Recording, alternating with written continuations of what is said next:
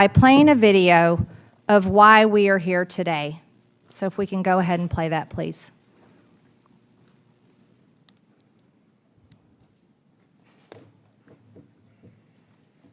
Where's our digital team?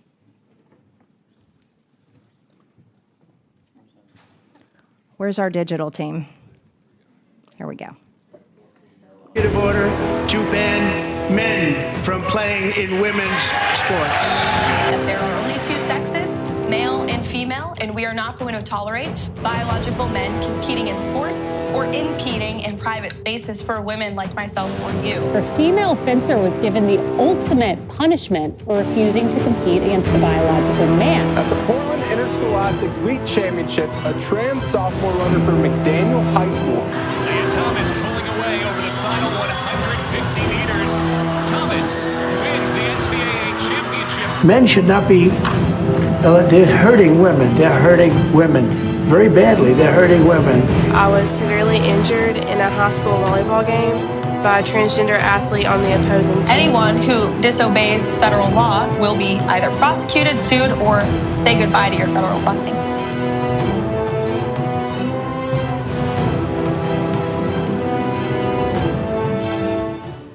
I also signed an executive. Female athletes should never be forced to compete against mentally ill biological men who parade around in women's clothes. But we'll hear from witnesses today who had to face off against biological male competitors. This led one to suffer a life-altering physical injury from a volleyball spike to her head. The other was thrown out of a recent fencing competition for refusing to compete against a man. Why is this happening when we have federal laws on the books intended to foster women's sports?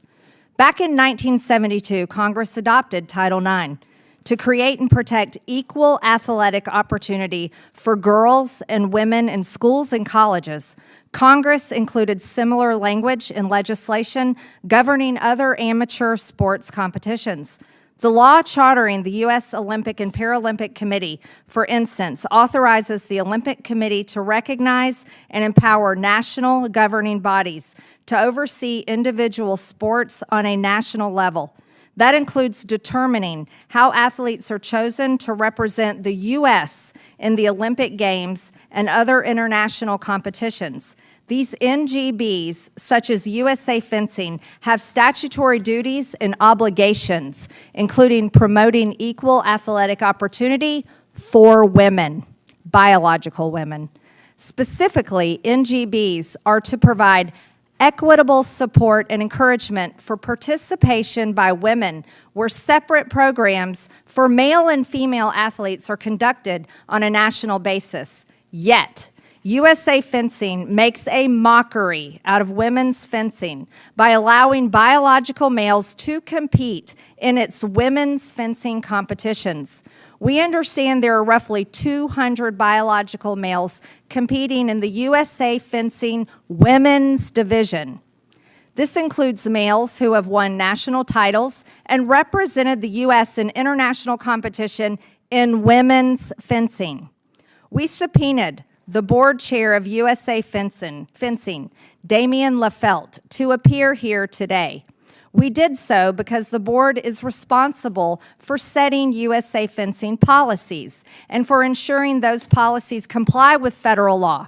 At a recent board meeting where Mr. Lefelt presided, the board determined it would change its policy on transgender athletes if and only if forced to do so. Some science shows that men have numerous physical advantages over women that create unfair and potentially dangerous competitions. Such physical advantages are significant in fencing. According to a letter we received from USA Fencing board member Andre Giva, a coach of Olympians and world champions, quote, transgender women fencers have significant advantages in women's competitions, he writes, citing advantages in body size, reach, shoulder width, muscle development, explosive strength, and recovery capacity. And a United Nations report issued last year finds that testosterone suppression does not eliminate the advantage of biological males to avoid the loss of a fair opportunity. It concludes, males must not compete in female categories of sport. But it's not surprising that the USA fencing policy on trans competitors ignores the science. The board is not shy about putting politics ahead of the sport, ahead of women, and ahead of the law.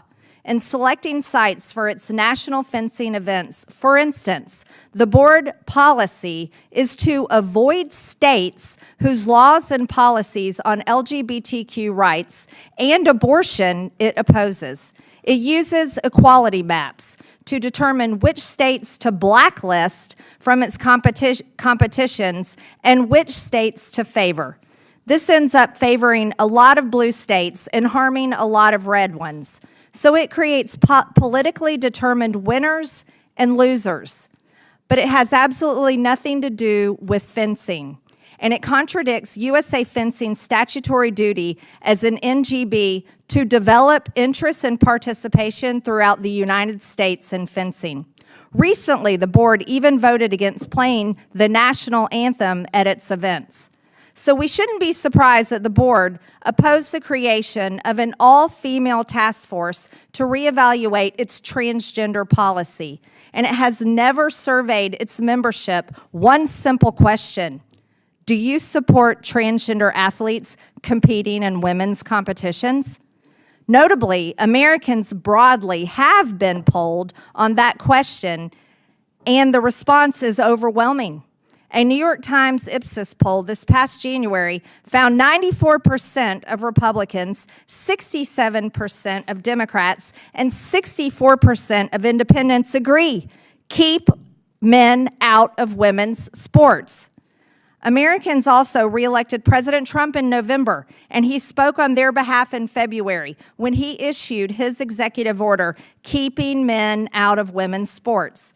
The United States is hosting the Summer Games in Los Angeles in 2028. It's a great time for us to once again take the lead in protecting and preserving the ability of women to engage in safe, fair athletic competition by keeping biological men out of women's sports. A United Nations report issued last August, most noted female athletes worldwide have lost out on numerous medal opportunities due to policies allowing males to compete in the women's category. More than 600 female athletes in more than 400 competitions have lost more than 890 medals in 29 different sports. I don't want any more women missing out on medal opportunities, avoiding athletic competitions, or missing out on college scholarships. And I don't want to see any more girls or women getting hurt. We cannot and should not forget the gruesome injury suffered by one of our witnesses here today, Peyton McNabb. It happened when she was spiked in the head by a male athlete who identified as a transgender woman. And I'd like to ask the digital team to please play this video now.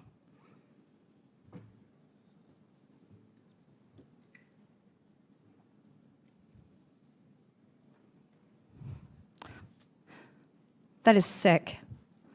This is why I look forward to fighting and winning the battle to keep men out of women's sports alongside President Trump and brave women like Stephanie and Peyton who are here today. Now, you're going to hear from our Democrat colleagues who are going to fight for these mentally ill biological men to continue beating women and stealing their competitions, stealing their medals, and stealing their national championships. And with that, I yield to the ranking member, Stansbury, for her opening statement. All right. Well, thank you, Madam Chairwoman. As you can see, it's going to be an interesting hearing today. Welcome to the Oversight Committee, and in particular, the DOGE Subcommittee. I do want to say welcome to our guests and to your families. We do appreciate all of you coming here to tell your stories. But I want to make clear that this hearing is actually not about oversight or DOGE, but about spreading hate and using trans lives to distract from the real issues that Americans are facing, from attacks on our economy, to attacks on our democracy, to attacks on our communities. So let's call this hearing what it actually is. It's about bullying trans kids and members of the trans community to distract from the failed policies of the Trump administration, the failed policies and exploitation of this DOGE subcommittee, and the GOP's own cruel agenda that is happening right now here on Capitol Hill as they're trying to gut Medicaid, gut food assistance, gut environmental programs to give tax breaks to billionaires, because that is actually what's going on behind these doors all around us. So, as the ranking member of this subcommittee, let me start by saying to everyone in the trans and LGBTQ plus community who might be watching or listening today that we see you, we love you, we respect you, we are fighting for you, and we will fight back against this hateful agenda. Now, I do want to point out here at the outset that we are, in fact, in the Oversight Subcommittee on, quote unquote, delivering on government efficiency. And this is a committee here in Congress that was created this year by the GOP, supposedly to address government efficiency. And this hearing literally has nothing to do with that. In fact, it has nothing to do with anything that falls under the Oversight and Accountability Committee's jurisdiction. This hearing is so irrelevant to this committee, it's just a complete distraction from what is actually happening in Congress right now. So let's review what this subcommittee is actually supposed to be working on, since my friends seem to have forgotten that. In their own Rule 6 of this committee, this subcommittee shall, quote, have oversight jurisdiction over the federal civil service, including compensation, classification, benefits, federal property disposal, government reorganization and operations, transparency, performance, grants management, and accounting measures generally. That is the jurisdiction of this committee. And I don't know about any of you, but I don't see anything in here about sports, the Olympics, Title IX, fencing, and certainly nothing about policing the bodies of Americans. And frankly, hearings of this subcommittee have become so divorced from reality or anything resembling oversight and the jurisdiction of this committee, it's basically turned into a political campaign ad, as you just saw on these TVs. That's what this subcommittee has devolved into. And frankly, I think many of us expected that that's where we would end up. But meanwhile, Donald Trump is letting Elon Musk and his cabinet secretaries and OMB now continue to dismantle our federal agencies, to hack our private data. They're firing veterans and teachers and firefighters. They're trying to break Social Security and the VA. And there is literally no oversight happening here in this committee under the GOP. In fact, my colleagues have failed to bring even a single administration witness here to this committee. They haven't brought Elon Musk, they haven't brought a cabinet secretary, they haven't brought a political, they haven't brought anyone to this committee to answer to the lawless and immoral behavior that's happening inside the administration or anything that relates to the jurisdiction of this committee. That's why even though we had hoped on the Democratic side for real and meaningful bipartisan work to make the government more efficient, to make it work better for Americans, we have to sit here week after week and fight back against this abusive and lawless and ridiculous agenda. And, I want to just point out that there are now over 220 lawsuits against the Trump administration and over 130 court restraining orders and injunctions against them because of this agenda. So why did the chairwoman decide to call this hearing today? Why is it that we're trying to distract from an agenda that is so unpopular that 2/3 of Americans disapprove of what DOGE and Elon Musk is doing? Maybe it has something to do with the failure of the president in the first 100 days, that his approval ratings have declined by 14%. Maybe it's to distract from the reality that our economy is tanking and prices are going up. Maybe it's because the budget that came to Congress last week doubles down on proposals to take food out of the mouths of children. Maybe it's because behind closed doors all around us, they're trying to take away your Medicaid and your food assistance. So why bully trans kids? Why Why take up airspace to bully a population that only makes up 0.6% of the population? Because clearly they're living rent-free in the GOP's minds. But simply put, Republicans are focused on the wrong 1%. So why are they so obsessed? Why is Trump attacking trans people? Why is this the centerpiece of the Republicans here on Capitol Hill? Honestly, it's weird. And it's wrong. And I just want to say to all of the people in the trans community who are watching, we uplift your stories. We are fighting for the community. We are fighting for the rights of everyone in our communities. And this hearing has absolutely nothing to do with the Oversight Committee. And that is why, at this time, I make a motion to immediately adjourn this hearing.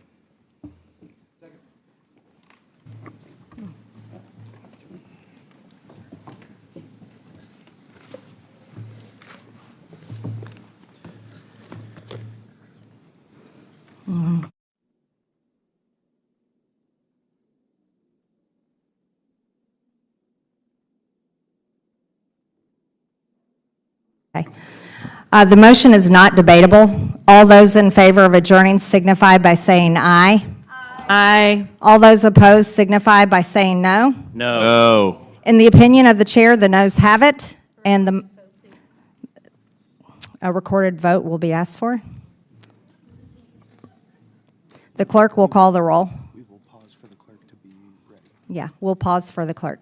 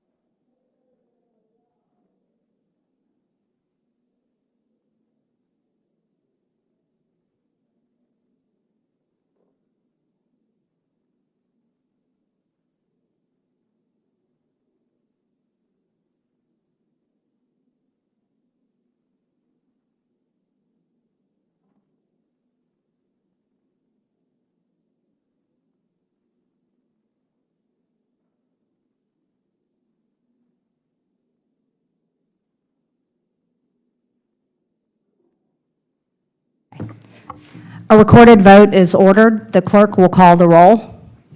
Mr. Cloud. No. Mr. Cloud votes no.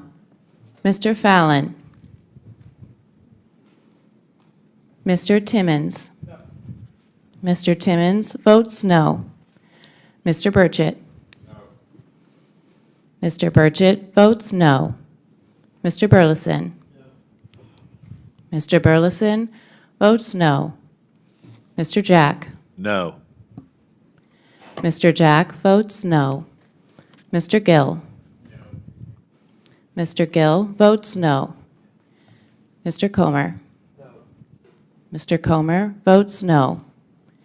Ms. Norton. Yes. Ms. Norton votes yes. Mr. Lynch. Mr. Lynch votes aye. Mr. Garcia. Yes. Mr. Garcia votes yes. Mr. Cassar. Yes. Mr. Cassar votes yes. Ms. Crockett. Yes. Ms. Crockett votes yes. Ms. Stansbury. Yes. Ms. Stansbury votes yes. Ms. Green. No. Ms. Green votes no. The clerk will report the tally.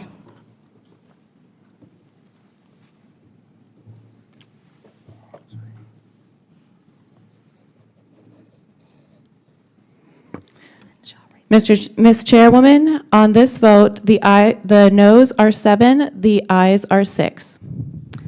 The noes have it, and the motion to adjourn is not agreed to. Also, pursuant to Committee Rule 6A2, Chairman Comer refers specific responsibility for the matter of this DOGE subcommittee hearing regarding USA fencing, hearing to Chairman Green, and the Subcommittee on Delivering on Government Efficiency. This hearing is directly under our jurisdiction.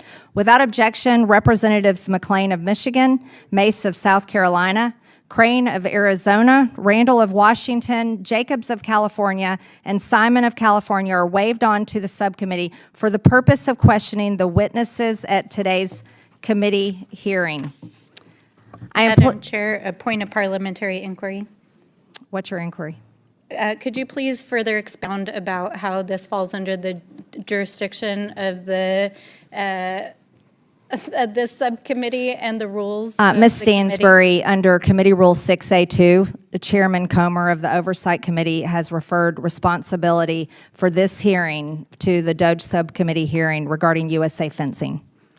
So Chairman Comer is changing the rules so that now fencing hearings fall under Department of Government Efficiency? Okay, this is the rule book right here, Ms. Stansbury. I'm sure you have a copy Can of it. you read us The part number that 2, refers fencing to this subcommittee? Number 2, in addition, each subcommittee shall have specific responsibility for such other measures or matters as the chair of the committee refers to it. And this is the hearing that we are having jurisdiction over. It's an important issue that biological men stay out of women's sports, and we'd like to hold the hearing on that today, and we're going to continue and go ahead. I'm pleased to introduce our witnesses today. Stephanie Turner is a competitive fencer who recently took a knee at a USA fencing event to avoid facing a biological male in a women's event. Peyton McNabb is a former high school athlete and now an ambassador for independent women who was injured by a biological man in a high school volleyball game. Damien Lefelt is the chairman of the board of directors at USA Fencing, a recognized national governing body for fencing under the U.S. Olympic and Paralympic Committee as codified in the Ted Stevens Act. Fatima Goss-Graves is the President and Chief Executive Officer of the National Women's Law Center. I want to thank you all for being here to testify today. Pursuant to Committee Rule 9G, the witnesses will please stand and raise their right hand.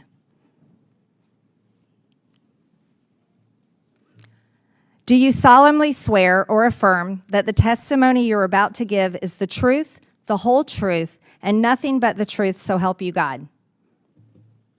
Let the record show that the witnesses answered in the affirmative. Thank you. You may take a seat. We appreciate you being here today and look forward to your testimony. Let me remind the witnesses that we have read your written statement and they will appear in full in the hearing record. Please limit your oral statement to 5 minutes.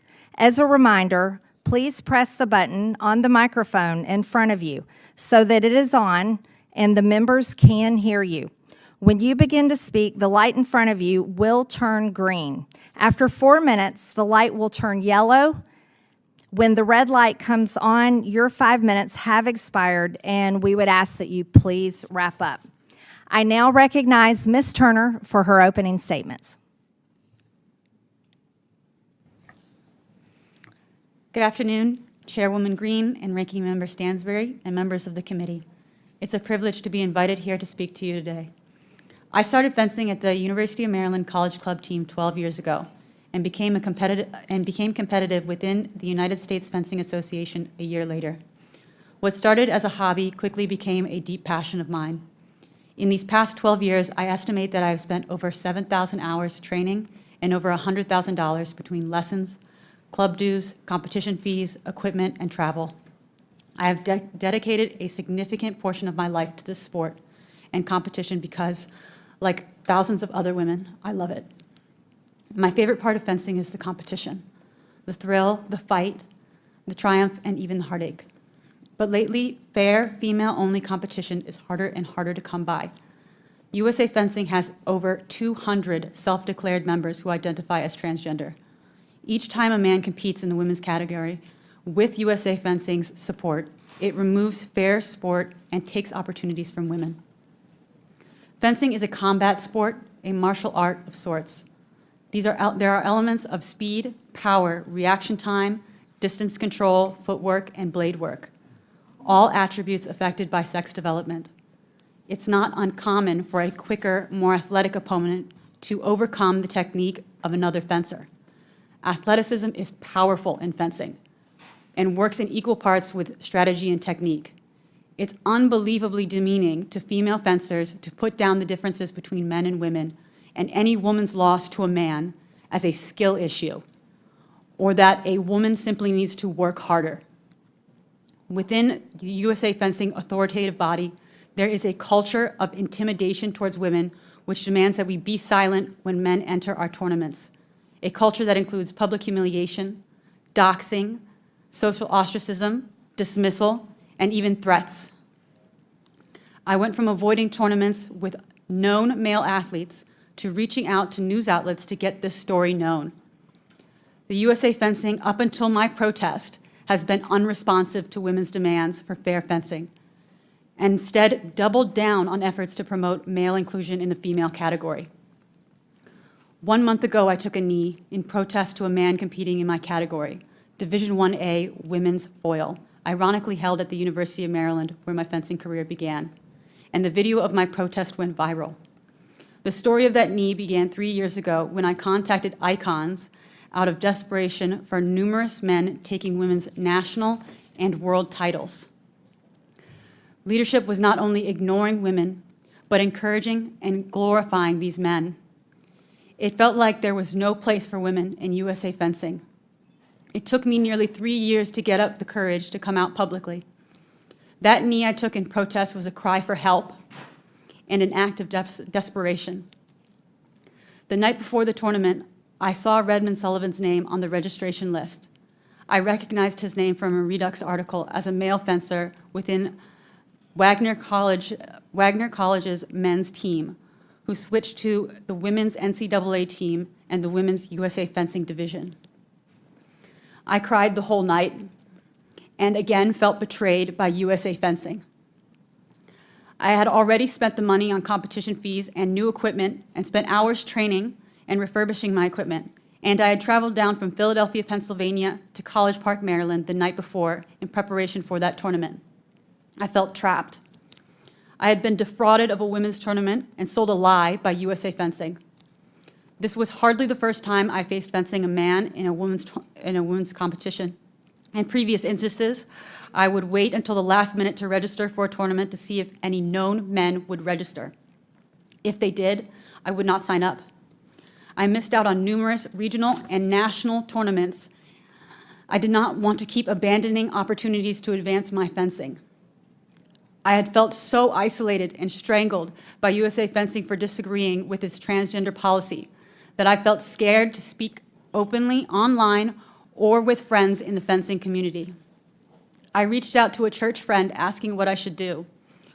We prayed together and asked God, if it is his will that I protest, that he pair me with Redmond in about that following day.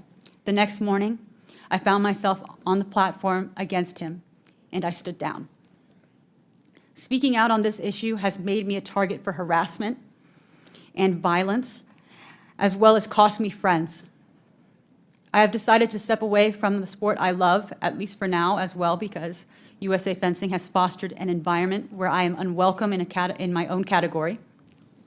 It is culturally acceptable to bully and shame women who speak up for other women. I should not have had to make this sacrifice. Women deserve to be treated fairly in sport. We deserve opportunities to train, compete, and win in women's category set aside for women. We deserve this at the lowest levels of sport, all the way through elite Olympic competition. I hope that by taking a stand and raising awareness of the misogyny in our sport, I can help ensure other women and girls do not have to take such risks to receive the most basic protections in sports. Thank you, Ms. Turner. I now recognize Ms. McNabb for her opening statement.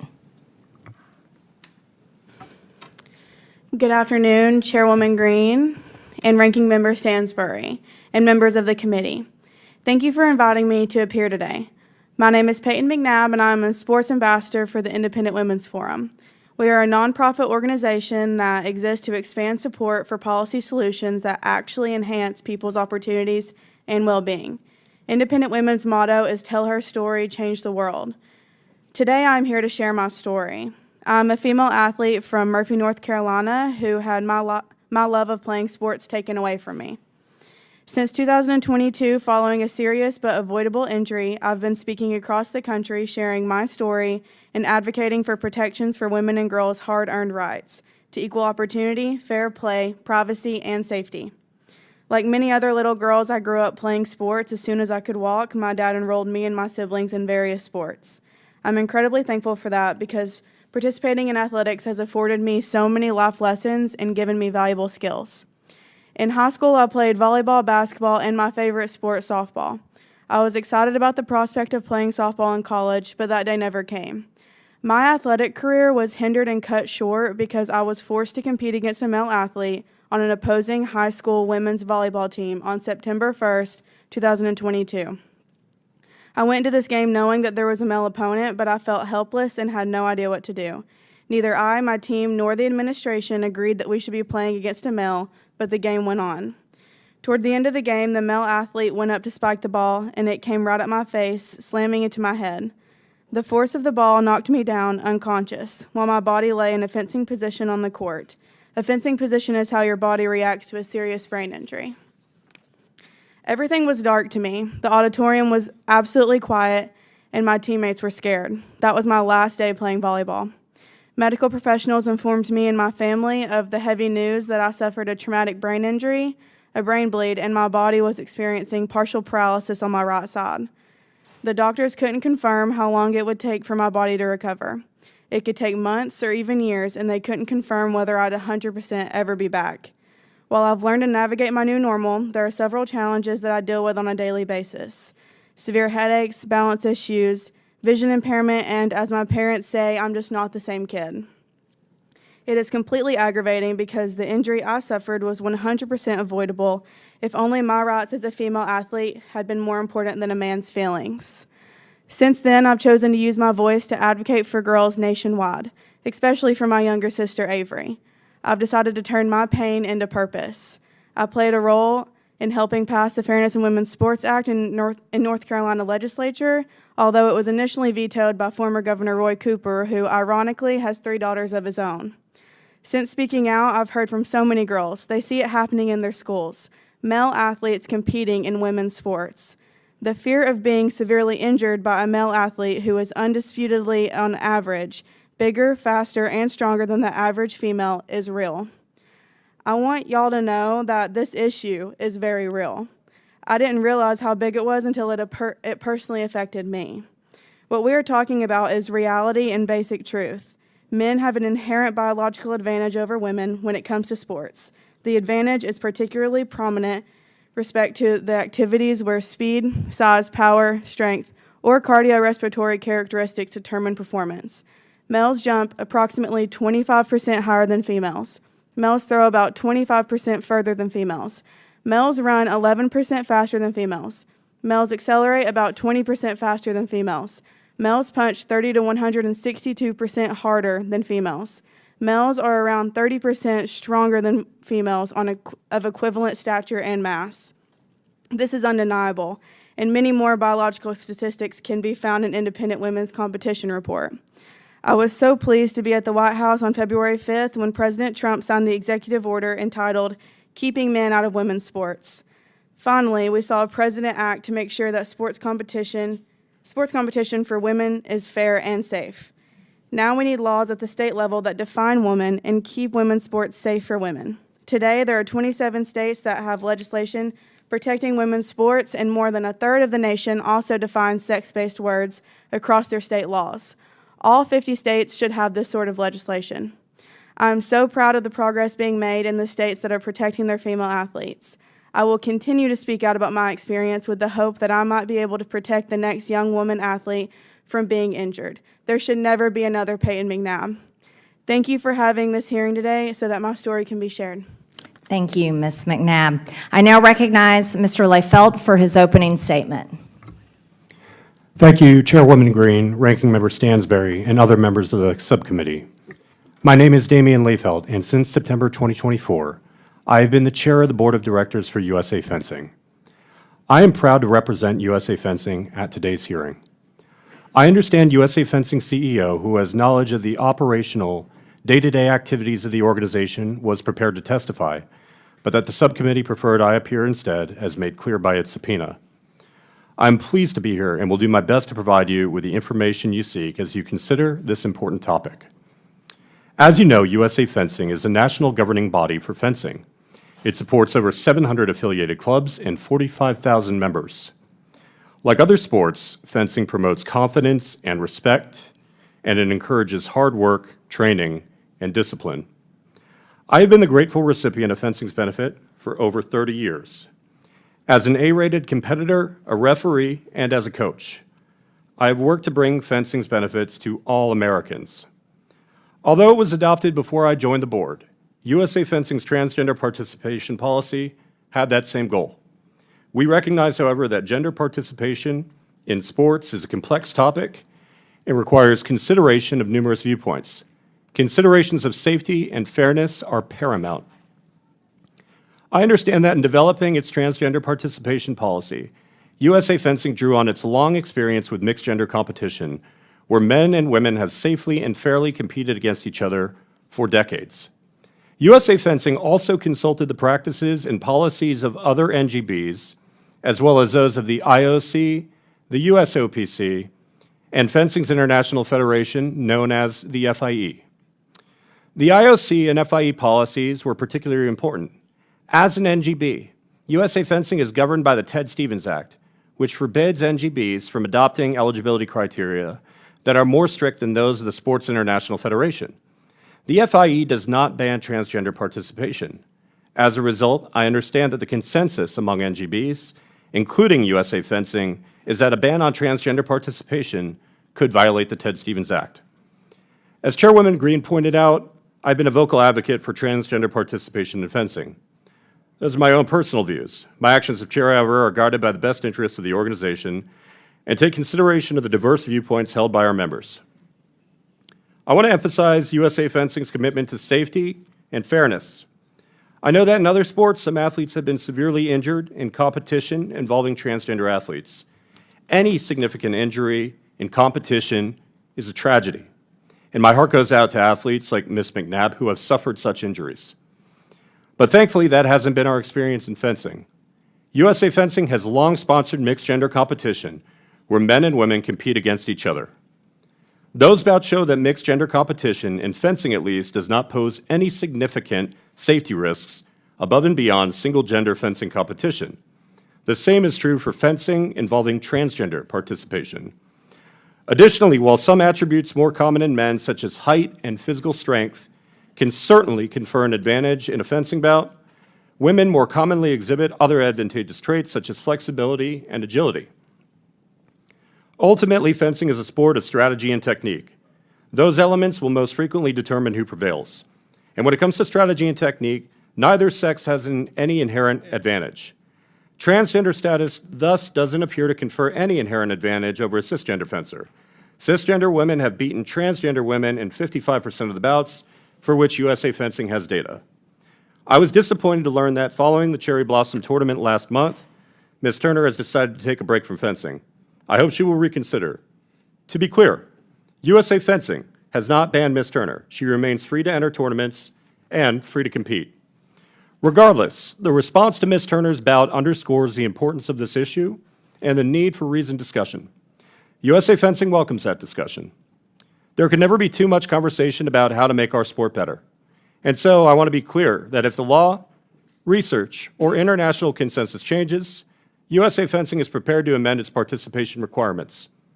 We have been proactive in this area.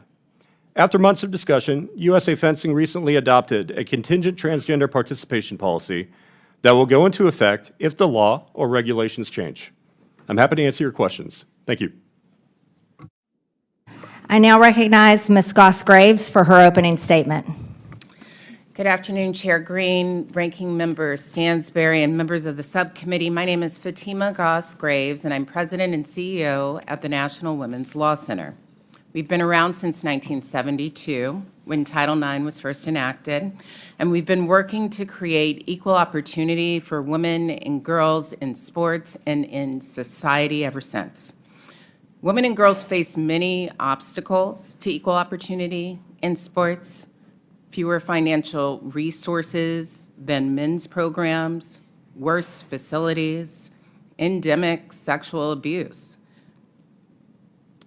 And student athletes facing these persistent inequities are among the more than 12,000 people who have complained about discrimination in school, but who actually really can't pursue justice because the Trump administration has laid off half the staff whose jobs at the Department of Education it was to respond to these complaints. Students, including disabled kids, survivors of campus sexual assault, and other forms of discrimination, are now basically in a situation where their complaints are being warehoused. So for over 50 years, the National Women's Law Center has been fighting for equality and will continue to fight until every girl has the same chance to play as everyone else. And as an expert on women's rights in sports and in society, I want to be clear here. Transgender women do not pose a threat to women's sports. Transgender women belong in sports. And I'm here because I care about all women and girls in sport. And I know that bullying trans kids and creating panic about the existence of trans people will not make us safer. It won't solve any of the problems that I named about inequity in sports. And the fixation on harming trans kids, it will not fix the problems of the American people. Because at the National Women's Law Center, we hear from people every day about the real problems that they are facing. They're concerned about reproductive freedom. They're struggling to put food on the table. They're agonizing about how to care for aging loved ones. Hardworking folks around the country, from Texas to Georgia to Tennessee to California, we hear from folks who are worried that there is a budget in this Congress that would demolish programs like SNAP, Head Start, Medicaid, and generally make their lives harder. And they're looking for an end to attacks on schools, on health care, child care, on workplace safety. Instead, over the last few years, there has been this nonstop effort to convince the public that including transgender women in sports harms cisgender women and harms all people in society. But anti-trans sports bans, they actually harm all women. And I have just a few examples that I want to name. For example, denying trans kids the chance to find teammates who have their back, that's harmful. Or harassing Black and brown women and girls for not being, feminine enough, that's harmful. School officials secretly investigating girls' gender to make sure that they are feminine enough to play, that is harmful and that is dangerous. And yes, those things are already happening. For example, after Utah passed a trans sports ban, a state school board member posted a picture of a high school student athlete on social media, suggesting that she was transgender. She was not. But she faced such intense cyberbullying and threats to herself and to her family, they had to actually get police protection. So as President and CEO of the National Women's Law Center, it could not be more clear to me. Anti-trans bans, they hurt all women. They're wrong. We won't let them be enacted in the name of protecting women, because they don't protect women. They harm us all, and it's discrimination, period. And if the subcommittee wants to defend women, the National Women's Law Center definitely has ideas about that, ideas that will actually help. ideas that will combat the real threats to women and girls' safety and equality today. Trans women in sports, it's just not one of them. Thank you. We will now begin the 5-minute question period of the hearing. I would like to remind the members that Mr. Loeffler is here under a duly issued subpoena to answer questions at today's hearing after refusing to appear voluntarily. I now recognize myself for 5 minutes for the purpose of asking questions. No one is here today to harm transgenders. We are here to defend girls and women, and we are here to defend Title IX and to uphold President Trump's executive order that all biological males stay out of girls' and women's sports. Here displayed behind me is the post that Mr. Loeffler put up. Mr. Loeffler came in here today saying that this is game day. You're right, Mr. Loeffler, this is game day. Under the Ted Stevens Act, USA Fencing and other national governing bodies that are authorized to oversee individual sports on a national level have a certain obligation. One such duty is to provide support and encouragement for participation by women, where separate programs for male and female athletes are conducted on a national basis. Another statutory duty is to promote a safe environment in sports that is free from abuse of any amateur athlete, including emotional, physical, and sexual abuse. Mr. Loeffler, as the board chair of USA Fencing, surely you are aware of these legal requirements. That means you believe that forcing a woman to compete against a biological man promotes a safe environment that is free from emotional abuse. Is that correct? One moment, a point of order, please, You're Madam Chair. not. Madam Okay, Chair, I have a point of order. The document that you have up behind you is a misrepresentation of the actual post. It appears that you're trying to misrepresent a witness here who you use subpoena powers against. This is not, Ms. Stansbury.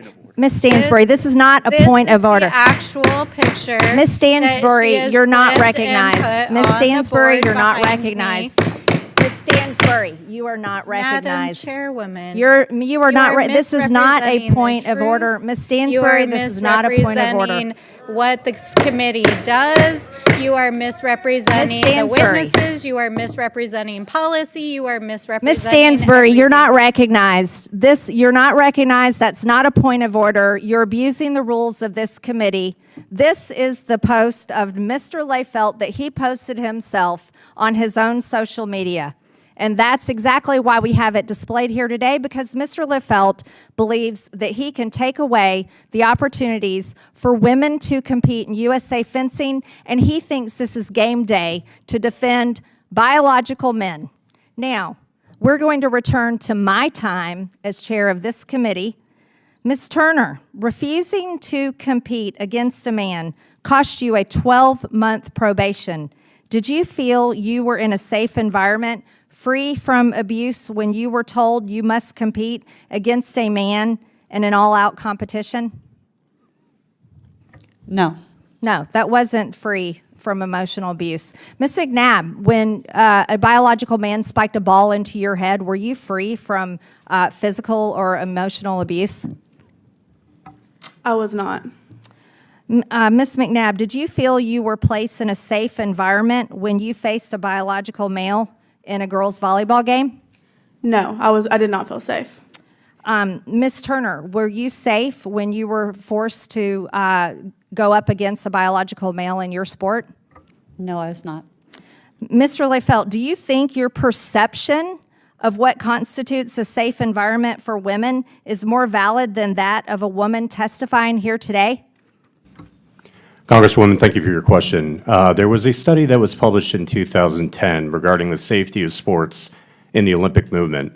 There were 51 sports that were assessed as part of that study. That's a yes or no question, Mr. Loeffler. Is Ma'am, that your perception? You're it's a sitting more next to a nuanced young answer. woman who received a brain injury from a biological male. Is it safe to compete against biological males? Yes or no, Mr. Loeffler? What happened to Miss? Yes or no? What happened to Miss McNabb I'll take was, that as a no. Mr. Loeffler, do you think forcing a woman to change in front of a man in a locker room is abusive? Yes or no? Congresswoman, I'm not sure I Do follow you the want your question. daughter to change in front of biological men in locker rooms? Yes or no? My daughter isn't really something that should be part of this hearing, I'm gonna. respectfully. If you're not a quick no on that, we're gonna take that as a no.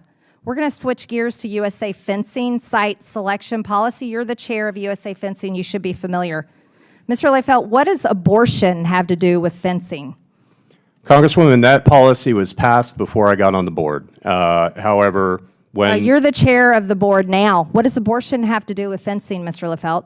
I'm on the board, you're correct, and I offered an amendment to that policy back in December, Congresswoman, that allowed for more flexibility at the city level. To get an abortion while you're at fencing competitions? I And don't it think also so. allowed for better convenience. So we enhanced the policy More under my convenience to leadership under the Planned board. Parenthood centers. Mr. Leifeld, why does USA Fencing states abortion policies and LGBTQ policies in its site selection process to determine where tournaments are held? That's part of your site selection process, is abortion availability and states and cities that are friendly to LGBTQ policies. How is that part of USA Fencing?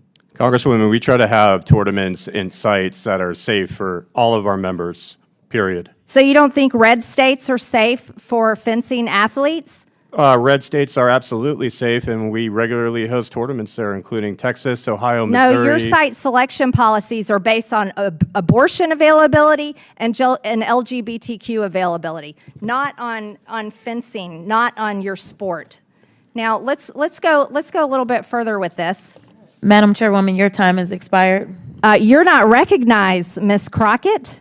Mr. Leifeld, you wrote a blog post where you said that one day your daughter Madam might Chair, on a point of compete- order. This is my time, and I'm the chair of the No, committee. that was your time. Your time is over, and now we're asking, are we? The chair has discretion to assign time, I've lost and you know time. it, sir. I have lost As long as we time. have that understanding, that's fine. I've lost time. I yield 2.5 minutes to the chair, lady. Mr. Leifeld, you wrote a blog post where you said that one day your daughter might compete against a transgender woman, a biological man. You said that if she did, you might win or she might lose. But whatever the result, you hope she doesn't care about the outcome, because the important thing is that both she and her opponent enjoy the match. That's what you wrote in your little trans manifesto. But you came here today to win. And you came here today to defeat women in their own sport. So as you stand here before this committee today, you are a man that would tell your daughter to lose and enjoy it to a biological man.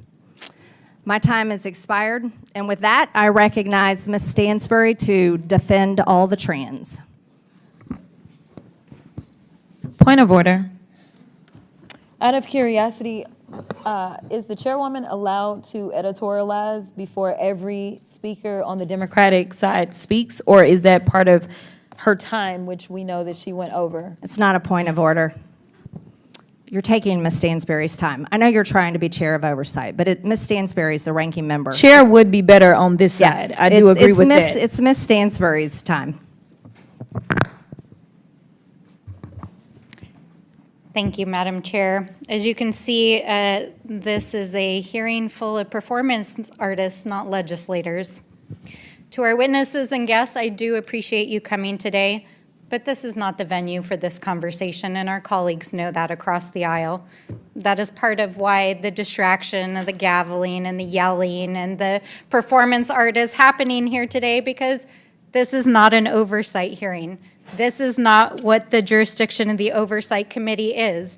And the chairman and the chairwoman both know that. And they both know that a little over 100 days ago, when Republicans were clamoring to show Donald Trump and Elon Musk that they were going to carry their water here in Congress, they created this subcommittee to do Elon Musk's bidding. But now that he is so unpopular, that 2/3 of Americans are opposed to DOGE and Elon Musk, the honeymoon is over, my friends. And so what are they doing with the DOGE subcommittee? They're bullying trans kids. They're talking about things that have absolutely nothing to do with government oversight or efficiency or the economy or the reality that Donald Trump is tanking the economy and the reality that Americans are pissed as hell and are marching in the streets. And they're turning the DOGE subcommittee into, apparently now, a fencing oversight committee. Welcome. We're not even going to call it the DOGE subcommittee anymore. This is called the Fencing Oversight Committee. Welcome to the Fencing Oversight Committee.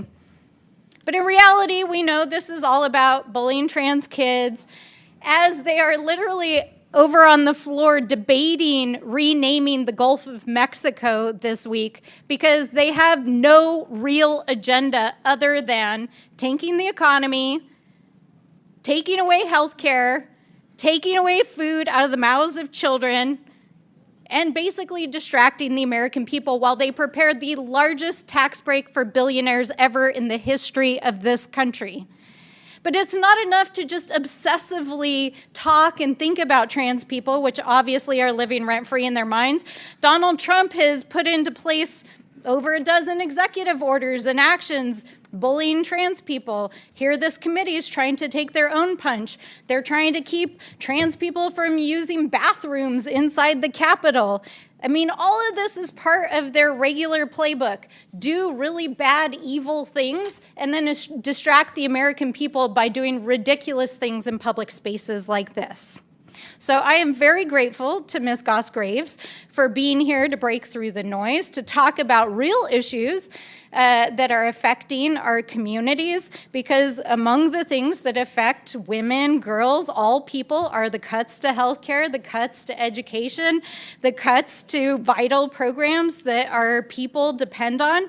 But what I think is so important is to highlight the ways in which using public spaces like this to bully trans people creates a lack of safety for the LGBTQ plus community. And so, Ms. Goss-Graves, can you talk about how exactly what's happening here today normalizes hate and how that translates into violence and hate against the LGBTQ plus community? You know, this is exactly my deep worry. Over the last couple of years, we have seen in states around the country and now in this body and from the president using government to attack some of our most vulnerable people. And the hateful rhetoric translates to violence. It's trans young people who are experiencing violence in school.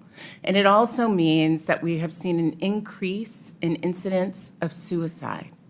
So when I think about young people today who may be tuning in, I want to reaffirm that their existence is okay and that they are supported. But I also want to say very, very clearly, even though people have been spun up in this frenzy, that all the problems in the world are apparently now caused by trans folks existing, that is simply not true. Mm-hmm. And if we have a very serious and concerted effort to address rising costs, to address access to health care, to address the experiences that people are having in this country who are begging for help, this body actually could be doing that. In an oversight way, even, it would be especially important to hear this body do that so that we could have a conversation around what has the impact been for people in this country, for women and girls, because of DOGE. Those are the things I hear about all the time. Yes, thank you very much. And I also the gentlelady's time has expired. I also want to acknowledge the gentlelady's time has expired. I now recognize Ms. McLean from Michigan. You took a minute of my time, wasting my time on a non-point of order. The gentlelady's time has expired. I now recognize was not running during the Ms. point McLean of order. from Your Michigan. time was not wasted. And to the trans I now community, recognize we Ms. McLean stand from- with you, with the LGBTQ plus community. We stand with you, and you can Madam break Chair. my eardrums all you want, Madam Chair, but we stand with the LGBTQ plus community, and you can gavel me till Order. This hearing will come to order. This hearing will come to order. Madam Chair, I have a This question. hearing will come to order. Madam Chair, This hearing will come to order. I now recognize a point of order. Ms. McLean I from just Michigan. have a point of order. Thank you, Madam Chair. Let me tell you. Madam Chair, I yeah. had a What's your point of order. Could we just have the timekeeper, log the time between both the Democrats and Republicans, and then we rebalance them so that we each have equal time? That's pretty basic. We will consider that, thank you. No, No, you took a minute of my time. That's not a suggestion, those are the rules. Enough. No, You're wasting your time, Look, that's either, not. Either we go We by are the rules keeping or equal we're time. out of here. We're keeping equal time. The door's open. Miss All right. McLean from Michigan is now recognized. Thank you, Madam Chair. Let me tell you what I'm here for. I'm here to protect women and girls. And for all of you young women and girls watching today, I hear you. I hear your stories. I hear your bullying stories. I hear your uncomfortableness. Because you see, sometimes young women and girls get trampled over. But let me tell you what I'm here for. I'm here as a mother and as a coach and as an athlete to stand up for the rights of women and especially young girls. That's what I'm here for. And in 1972, Title IX of the Education Amendments prohibits gender discrimination in all educational programs receiving federal funds. And I'm here today because women have had to fight for every God-given right, and I'll be damned if we're going to go back on that. When biological men invade women's spaces, our rights are violated, and our spaces are violated. Now, my colleagues on the other side of the aisle constantly talk about following the science, but this makes it clear that this is merely a disingenuous slogan. So let's follow the science for a moment. Not opinions, but science. So, Ms. Graves, what is the average difference in skeletal muscle between biological men and biological women? So I'm definitely not a scientist, but I can tell you about the studies that have been done looking at transgender athletes, cisgender athletes. It's a great answer to a question I didn't ask, so perhaps I can help you. So the answer, I think where you're trying to go is there an inherent Is there a biological difference between men and women? in all contexts? And the answer is no. Okay, right now. Okay. The answer is no. Okay, let And me so educate you. And the reason Okay, that I can reclaiming tell you my that time. The answer is no is because UCLA has studied this. They did a study of studies. The gentlewoman's reclaimed her time. Ms. McLean's recognized. So I'll educate you. I'll tell you, men have 30 to 40% more skeletal muscle than biological women. That's not right, that's not wrong, that just is what it is. I was going to ask you what is the difference in upper body strength, but I don't think you know that either, so I'll answer that question for you as well. Biological men exhibit 20 to 50% greater upper body strength, and 25 to 30% lower body strength than biological women. That's just the science. Ms. Graves, you stated your organization's mission is to ensure safety and opportunity for all girls. Was Peyton McNabb safe on September 1st of 2022? It sounds like she definitely wasn't. And Thank what happened you. to her was tragic. I would argue, though, Thank that the answer is to ensure that people can't spike volleyballs into people's heads. That seems unsafe. Thank no you matter for your who's answer, spiking Ms. the ball. Graves. So I will reclaim my time on that. So here's the inherent problem. If I would say I'm a 6'2" blonde supermodel, you agree with that statement? I know my husband does, but does that make it true? I'm not sure how tall you are because you're sitting down, but I'm assuming you're not blonde. Look like a 6'2" blonde supermodel? No. Okay. But I identify as one, okay? Just because I identify as one doesn't make it true, but let's go ahead and say for a moment it's true. The issue that I have for the young girls is you can live in your reality. You can live in your reality. But when your reality intrudes on my safety and puts another person at harm or in harm's way, that's when I have a problem with it. When you want to live in your distorted reality, you can do that. But that doesn't mean everybody else has to do that either. Because I will ask you one other question. Can a 43-year-old man identify as a 13-year-old boy? Ms. Graves? Can a 40? Can a 43-year-old man live in his reality of identifying as a 13-year-old boy? So this question makes me understand that you... No, this question is a question that you need to answer that you refuse. If we're going to be who we want to be, can a 43-year-old man identify as a 13-year-old boy? The witness can answer, but the gentlelady's time's expired. So here's the thing. It is It's absolutely... a yes or no. So I'm hoping that some people are watching, and so that's why I'm trying to provide some context. There's the gentlelady's time's expired. This is a yes or no question. Okay. I would have loved to give a fuller answer. Here is my answer to you. The answer is no, that an adult can't be a child.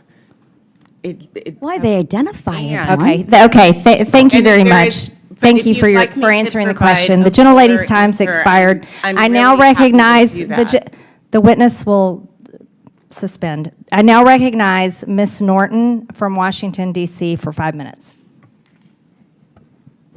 This newly formed subcommittee has been nothing but a sham so far, this Congress. But this hearing takes this subcommittee to a new low, one of hate and bigotry. I have spent my life fighting for civil and human rights of all Americans. I did so in the civil rights and women's rights movements, as a lawyer, as chair of the New York City Commission on Human Rights, and as chair of the United States Equal Employment Opportunity Commission. And I do so now as the only member of Congress representing the more than 700,000 residents of the District of Columbia who are denied voting representation in Congress and full self-government despite paying full federal taxes. I am disgusted this subcommittee would use its power to target transgender people. But since this subcommittee is intent on talking about safety, let us talk about it. Ms. Goss-Graves, last year, the Center for American Progress found that nearly half of transgender adults experience discrimination in public spaces. What kind of discrimination do transgender people face? So transgender people face a wide amount of discrimination. They have trouble getting hired. They are more likely to experience harassment at work, in school, in other settings. They experience violence. Disproportionately, transgender women experience violence. So the types and forms of discrimination that the Equal Employment Opportunity Commission used to track thoroughly is vast and could and should be the subject again of this committee. The committee could look at the wide range of discrimination that transgender individuals are experiencing at work and what is happening now at the EEOC now that it is not treating that type of discrimination in the same way that it used to. Please discuss the violence transgender people face. Well, it is everything from sexual violence to assault in a lot of different types of spaces that, one might feel safe ordinarily for trans people, especially when the rhetoric has increased, especially when at the highest parts of our government, they are suggesting that it is okay to insult and to make it seem like transgender people are less than human. And it is, what I think both our laws and my moral compass requires that anytime there is an organized effort to demonize a small group of people, our laws have something to say about that. We should scrutinize the why. We should make sure there isn't harm, but discrimination and violence. Discrimination and violence should never be acceptable. We cannot allow these against anyone. Today's attack on transgender people is a blatant attempt by the Republican majority to distract from the real harm they are causing Americans through their disastrous policies. They are proposing taking away health care and food assistance from tens of millions of Americans to give tax cuts to the wealthy and corporations. Ms. Goss Graves, if Republicans make these cuts to Medicaid and food assistance, how will this affect the health and well-being of women across this country? It will be disastrous. Almost half of births in this country are paid for by Medicaid. Women around the country and their families' lives can be upended by having access to health care one day and then not the other. And it will also change access to health care in entire regions. There are large parts of this country, especially in rural areas, that do not have enough health care systems. And if Medicaid is gutted, that will only make for more health care deserts. And the last thing that I just want to say about this is that Medicaid is sort of the backbone of long-term care. So the gentlelady's time has expired. I now recognize Mr. Cloud from Texas. Thank you, Madam Chair, and I appreciate you holding this hearing. And I especially want to thank Ms. Turner, Ms. McNabb for being here and telling your stories, not only coming before Congress and talking to us, which is bold and heroic in its own right, but taking the stand that you've taken, and for Ms. McNabb for continuing to tell your story.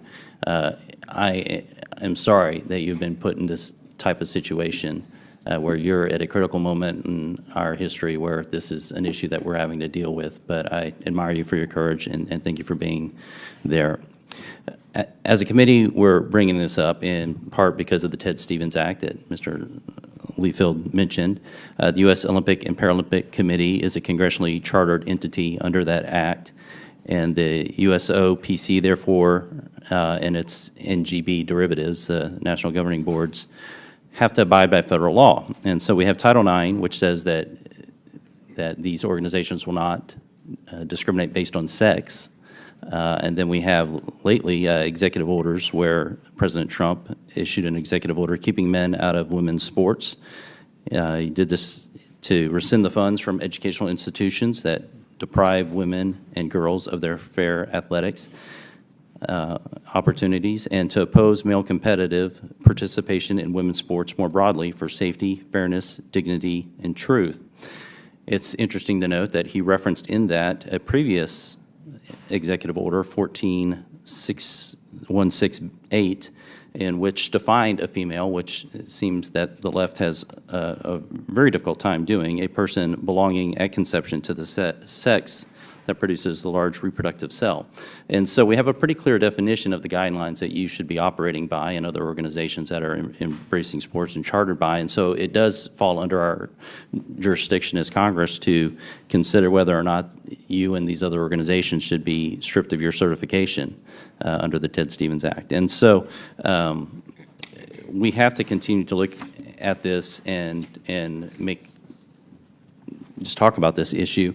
A recent UN report that the chairwoman mentioned notes that as of March 2024, over 600 female athletes in more than 400 competitions had lost 890 medals, 29 different sports, to males, explicitly concluding that males have certain performance advantages in sports, which Ms. Graves seems to not agree with. This report also notes that injuries have included knocked out teeth, concussions resulting in neural impairment, broken legs, and skull fractures. And it boggles the mind, Ms. Graves, that time and time again, what we have is mediocre male athletes turning into champions in women's sports, and you continue to think that there's not an advantage. I'm puzzled by that. Is that a question? How do you? Well, first I just have to say the idea that someone who identifies as a man would instead live their entire life as a woman. That's not for a answering the year, question. like, Is how the a notion- mediocre competitor becomes a champion overnight? Do they have The a good notion day? is, I'm just saying the I'll move on. notion is sort of absurd. If you were to compare world-class, world record times in track for women's sports compared to the male Texas high school meet that happened just recently, you would find that the male high schoolers beat world record times virtually in every single race as female world-class record holders throughout history. As someone who ran track in the past, I wonder if I can retroactively identify and be recertified as a world-class world champion as opposed to the mediocre track person that I was. Because that's not how the rules work, and I think that's part of what I've been trying to explain here. I wanted to ask you something, Ms. Liefeld, because the press release from U.S. Fencing talked about how you came up with your site selection criteria, which the chairwoman talked to, but I wanted to dig into it a little bit because it says your source for analysis was primarily the equality maps, the Movement Advance project. Now, this is not, if you go to this site right now, what you would find on its homepage is a bunch of voting turnout information, how we could advance leftist, Marxist agenda, primarily Democrat agenda, all throughout the country. There's maps to do it, ways to be engaged, all these kind of things. This is not at all any sort of nonpartisan sporting effort or anything along those lines. And one thing DOGE has uncovered has been the fact that all these NGOs have been funded, and thank you, Madam Chairman. Yeah. I apologize, I ran out of time. But the point is it's a political organization, not any sort of nonpartisan. Thank you. The gentleman's time has expired. Mr. Lynch from Massachusetts is now recognized for 5 minutes. Thank you, Madam Chair. And I want to thank the witnesses for their willingness to testify before this committee and help us with our work. I do want to go back to the point that the ranking member raised, and she is correct in pointing out that about the lack of jurisdiction of this subcommittee for the matter before us. This subcommittee was created for the opportunity to confront the economic inefficiencies in our government. And that's exactly why most members chose to serve on this subcommittee, because of the issue involved. So this subcommittee could be focusing on the layoffs that President Trump has executed, over 200,000 firings of federal employees, employees from the EPA, employees from the Social Security Administration, employees from the Nuclear Security Agency, employees from the FAA, including air traffic controllers. The President has fired NIH researchers working on Alzheimer's and cancer research. This subcommittee could be addressing the layoffs of 3,000 workers at the VA. I mean, that does affect the efficiency of our government programs. President Trump's laid off nurses, internists, physical therapists, and staff who care for our wounded veterans all across America. He's even laid off people from the Veterans Suicide Hotline in the middle of a veteran suicide crisis. This subcommittee could be holding hearings to find out why we have 250,000 people, veterans, on a waiting list for benefits and treatment at the VA, and why veterans should be waiting months for an appointment. Veterans' benefits are special, Madam Chair. They're special obligations of our country because those veterans' benefits are obligations that exist because of courageous service previously rendered by our veterans. Every eligible veteran laying in a VA hospital bed all across this country has honorably served. By definition, to be eligible for that care, they have honorably served in uniform on behalf of this country, on behalf of us all. And from Democrat to Republican administration, we have always maintained that veterans' benefits must be rendered. We must keep our promise until now, until this administration, until now. We've also been hearing from farmers who are dealing with Trump's tariffs all across America. We could be addressing the impacts of the Trump tariffs on all of our states. If those tariffs are impacting the export market for cranberries in Massachusetts, I can only imagine what's going on in Iowa and Georgia and Kansas and Illinois and Indiana. The great state of Georgia, with $83.6 billion in agricultural production last year and 325,000 agricultural-related jobs. That dwarfs what we have going on in Massachusetts, and I hear plenty from our farmers and our bog operators. Madam Chair, since President Trump launched tariffs against 140 countries at the same time, and then they retaliated against us on our farmers, we've seen the landscape change. Those 140 countries have shifted their major contracts to places like Brazil, Venezuela, Canada, Europe, and away from Iowa, Ohio, Georgia, Indiana, and Illinois. That's what we should be talking about in this committee. You know, one of my first cases as an attorney, I represented a women's swim team at one of our local high schools, Boston Latin Academy. So I believe firmly in women's rights in athletics. We've come too far to let that regress. But I hope someday we actually have a hearing here to talk about gender dysphoria or gender incongruence, so we can get doctors and families in there whose families and kids are suffering from that disorder, rather than simply punching down at some of the weakest people and most vulnerable people in our society. Madam Chair, I thank you for your courtesy, and I yield back. The gentleman yields, and now... Madam Chair, I had some items to submit for the record, if that's... Yes, go ahead. Wanted to submit for the record a November 22, 2003. Here's the latest on USA fencing tournament site selection. It's a press release from the U.S. fencing tournament.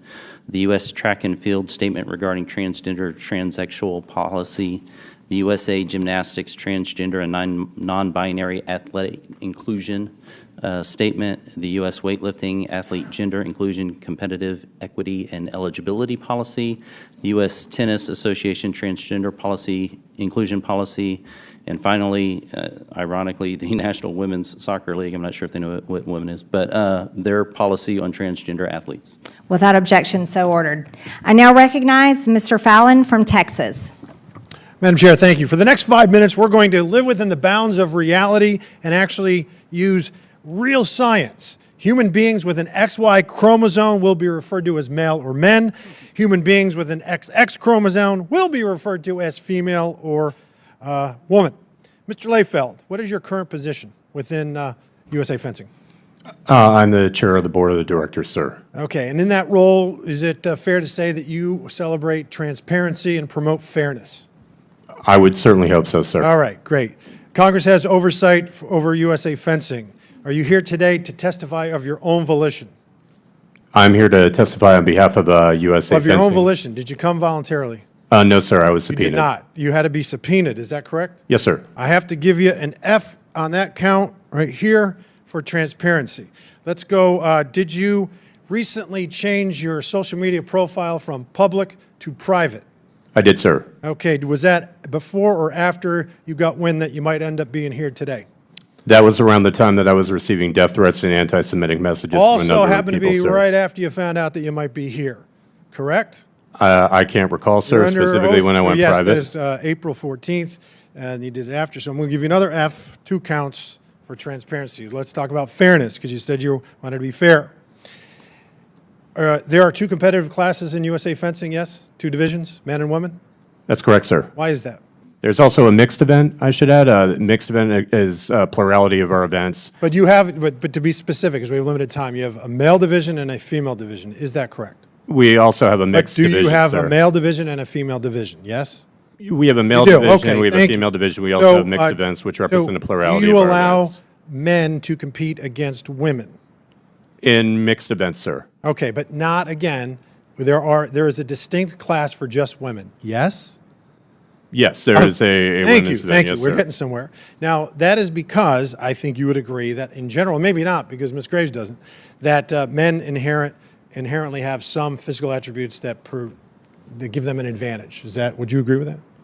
I would agree to an extent, sir. Okay, There's so let's some go out. studies Let's within, talk about. No, within I got to fencing reclaim my that. time, Madam Chair. Yeah. I'm going to reclaim my time because, for instance, there is increased muscle mass, generally speaking, with men, which makes them faster and stronger. They're better adapted with cardiorespiratory capacity, lungs, helps with endurance. Men are generally taller, have stronger bones, and they have different skeletal structures. You got to know this. The pelvis in men are more narrow, and the small Q angle that attaches the hip to the knee joint.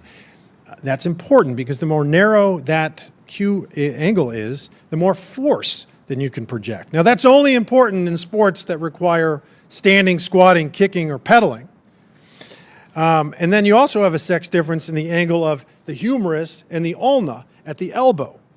And the more narrow and the smaller that angle is, that projects more force upon extension in only sports that involve throwing, thrusting like in fencing, hitting a bat, racket, or stick.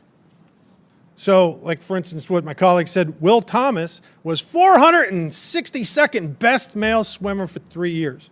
And then he was winning events when he competed with women. Female gold medalists in the 100, 400, and 800 would not even qualify to compete for the gold in the men's division.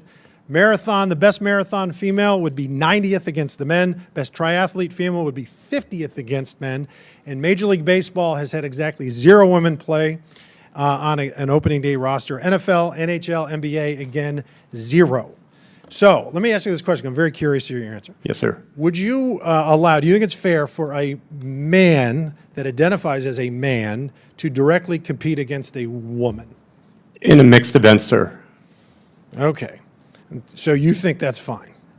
A man can compete against a woman in the women's division? In the women's division, sir, they must go through 1 year. Right. So hormone what I'm saying, so replacement a man that's identifying as a man cannot. You're not cool with them fencing against women. Men compete against women in mixed events all the time, sir. They're a plurality of our events. And who generally wins those? The recent data that we pulled showed that cisgender men prevailed in 64%. So cisgender men are men. Okay, let's just call it for what it is. Yeah, right. So the bottom line is this. Even when you go through hormone treatments, you know this. It doesn't reduce your height. It doesn't shrink your bones. It doesn't decrease your lung capacity. It doesn't alter your skeletal structure. There's exactly 0 studies in the world that show that any amount of hormone therapy will ultimately result in parity between men and women. It doesn't exist. The IOC just did a study with 800 men, and even after a year, they retained 83% advantage. This is absolute lunacy. It's crazy, but you crazies, you keep being crazy, and we'll see you November of 26. I yield back. Thank you. Chair, I'd like to ask for unanimous consent. Without objection, so ordered. I'd like to ask for unanimous consent to enter an article from NPR titled, "What Has DOGE Done in Trump's First 100 Days?" into the USA Fencing Subcommittee of the Oversight Committee. I now recognize Mr. Garcia from California for 5 minutes. Thank you, Chairwoman. I want to just start, of course, by thanking all of our witnesses for being here today. I appreciate your time. I've said from the beginning and from our first DOGE subcommittee meeting that we've really not talked about government efficiency or any real serious legislative work. But even I am surprised that this subcommittee is now apparently in charge of policing women's sports. Now, this is nothing to do with our committee's jurisdiction, as said earlier, and nothing to do with helping the American people. Now, Republicans in Congress are trying to destroy our health care and social safety net, as we've seen them do over and over again. Elon Musk is destroying critical medical research programs. We have a measles outbreak. We have an anti-vax health secretary. But apparently this committee wants to spend its time bullying trans kids and athletes and arguing about fencing tournaments. This is not only outrageous, it's also dangerous. Now, this committee is supposed to be about saving taxpayer dollars.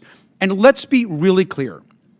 Mr. Liefeld, USA Fencing doesn't receive large taxpayer-funded grants and doesn't really receive federal funding. Is that correct? Sir, we do not receive a penny in federal funding. So you do not receive a penny of federal funding, and we're spending our time in the Government Efficiency Committee debating a fencing tournament and your association, that of you which receive no federal dollars. Let's be clear. All kids and people deserve to be able to participate in sports. And USA Fencing and other sports have the right to lay out rules to make sure their sport is fair and safe. And we know that transgender youth and athletes experience all kinds of mistreatment because of their gender identity. This includes bullying in schools, family rejection, threats of violence, even by some in Congress, and other discrimination. Now, sports participation can actually help overcome some of this vulnerability. Now, we have a wide range of views on this committee, but I want to make sure that people are aware there is some bipartisan consensus. Here's a quote from one of my Republican colleagues who's actually on this committee today, which I want to read. I find it encouraging. It says, "I strongly support LGBTQ rights and equality. No one should be discriminated against. I have friends and family that identify as LGBTQ. Understanding how they feel and how they've been treated is important. Having been around gay, lesbian, and transgender people has informed my opinion over my lifetime."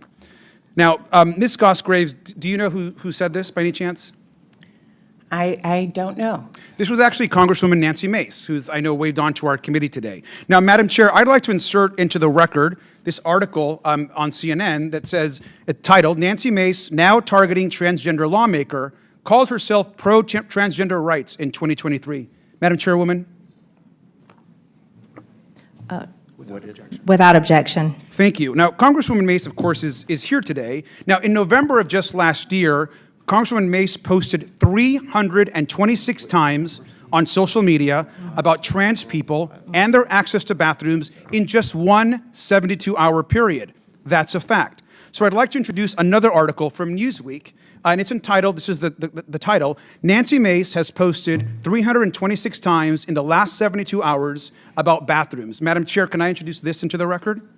Without objection. Thank you. I point this out because it's actually important context. Republicans accuse Democrats of focusing too much on LGBTQ plus issues or trans issues. But we want to talk about protecting Social Security. We want to talk about protecting the cost of living. We want to talk about lowering prices. We want to make sure that all people have health care.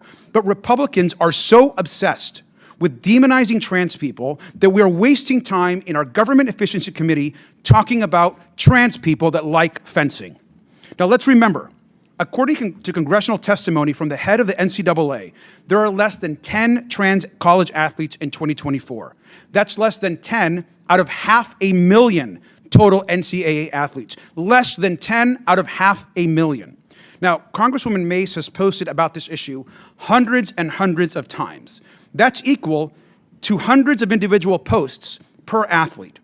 All the while, we're ignoring the real issues. I want to remind everyone that we've seen 935 confirmed cases of the measles as of May 1st, according to the CDC.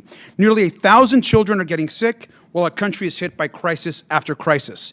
Let's focus on the 930 adults and kids with measles versus the 10 trans athletes that are participating in college sports. It is obvious to the American public that this issue is being exploited by extremists to divide the American public. It's shameful. It's been clear that DOGE is not about government efficiency. It's an attack on vulnerable people. And with that, I yield back. The gentleman yields. I now recognize Mr. Timmons from South Carolina. Thank you, Madam Chair. We are here today to shine a light not only on the integrity of women's sports, but on how government-backed institutions chartered by Congress may be misusing that authority to push controversial policies that violate basic human rights and disregard their congressionally authorized mission. When an organization abuses authority delegated by the government, it is within the purview of this subcommittee, plain and simple. I realize my colleagues across the aisle don't understand that. USA Fencing is a national governing body for the sport of fencing in the United States, officially recognized under the Ted Stevens Olympic and Amateur Sports Act. That designation is not just ceremonial. It is a chartered monopoly backed by federal law and accompanied by special privileges and funding access. That status comes with an expectation that NGBs serve all athletes equitably, promote excellence, and adhere to national interests, not ideological crusades. Yet recent events raise serious questions about whether USA Fencing has abandoned its mandate, is wasting resources, undermining athletes, and jeopardizing the integrity of women's sports, all while flying under the flag of a federal endorsement.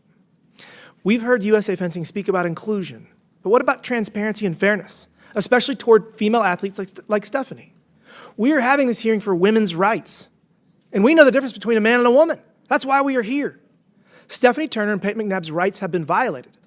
What's worse is they have been violated by an entity operating under the color of federal law, an organization that bears the name of our great country as bestowed by Congress in 1978. And I can assure you that in 1978, the members that voted for this law would be horrified. They would be horrified that we have to have this hearing. Mr. Leifeld, you said earlier that the Ted Stevens Act prohibited you from discriminating against biological men that identify as women. What are you referencing? Congressman, I may have misspoke. I don't recall saying that.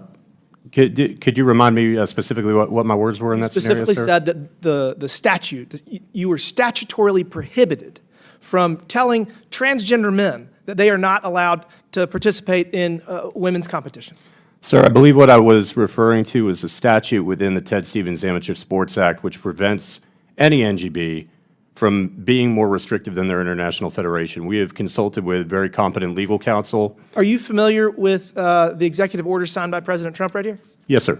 Okay, so Madam Chair, I'd like to submit this for the record.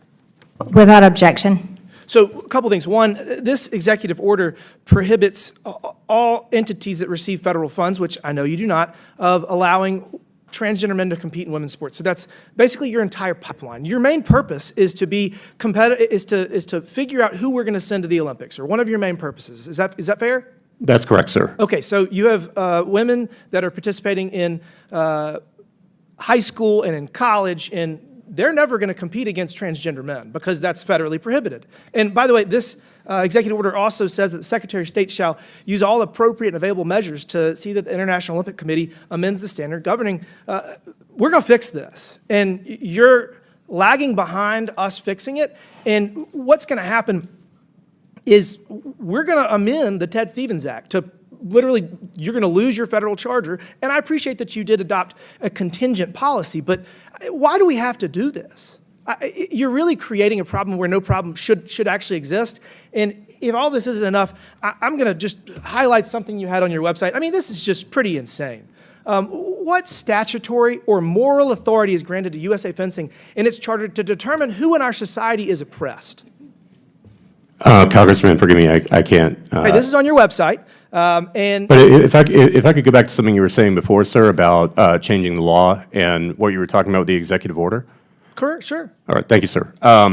We will be prepared to pivot as soon as the Ted Stevens Amateur Sports Act changes. You might get the FIE, the a little IOC. more, though. I mean, I have a feeling that we're going to write the statute in a way that if this is a problem when the statute becomes law, we're probably going to have some additional clauses in there that removes rights and abilities. But look, you do you. And we will follow the law, sir. The law is going to be punitive. I can assure you of that. We're not going to let this stand, and it's going to get fixed. And anyways, I want to go back to this. So you say on your website that so Vietnam veterans are an oppressed group versus veterans. Why does a veteran of a war in Afghanistan or Iraq how is a Vietnam veteran oppressed? Sir, I've actually never seen this, but I want to be clear. We have an appreciation for all of our veterans. We have many who have one individual who served our country admirably, was disabled by an IED in Iraq, and we very, very much You need to delete this off your website. all of our veterans, sir. Thank you.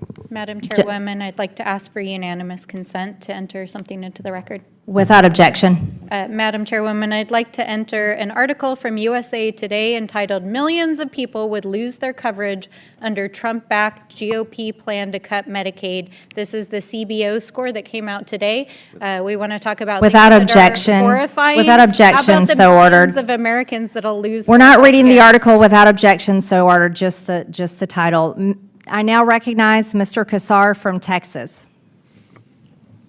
Madam Chairwoman, I want to start off by acknowledging that this morning, the nonpartisan Congressional Budget Office announced that more than 5 million Americans can lose their health care because of the Medicaid cuts being pushed by Republican members of Congress.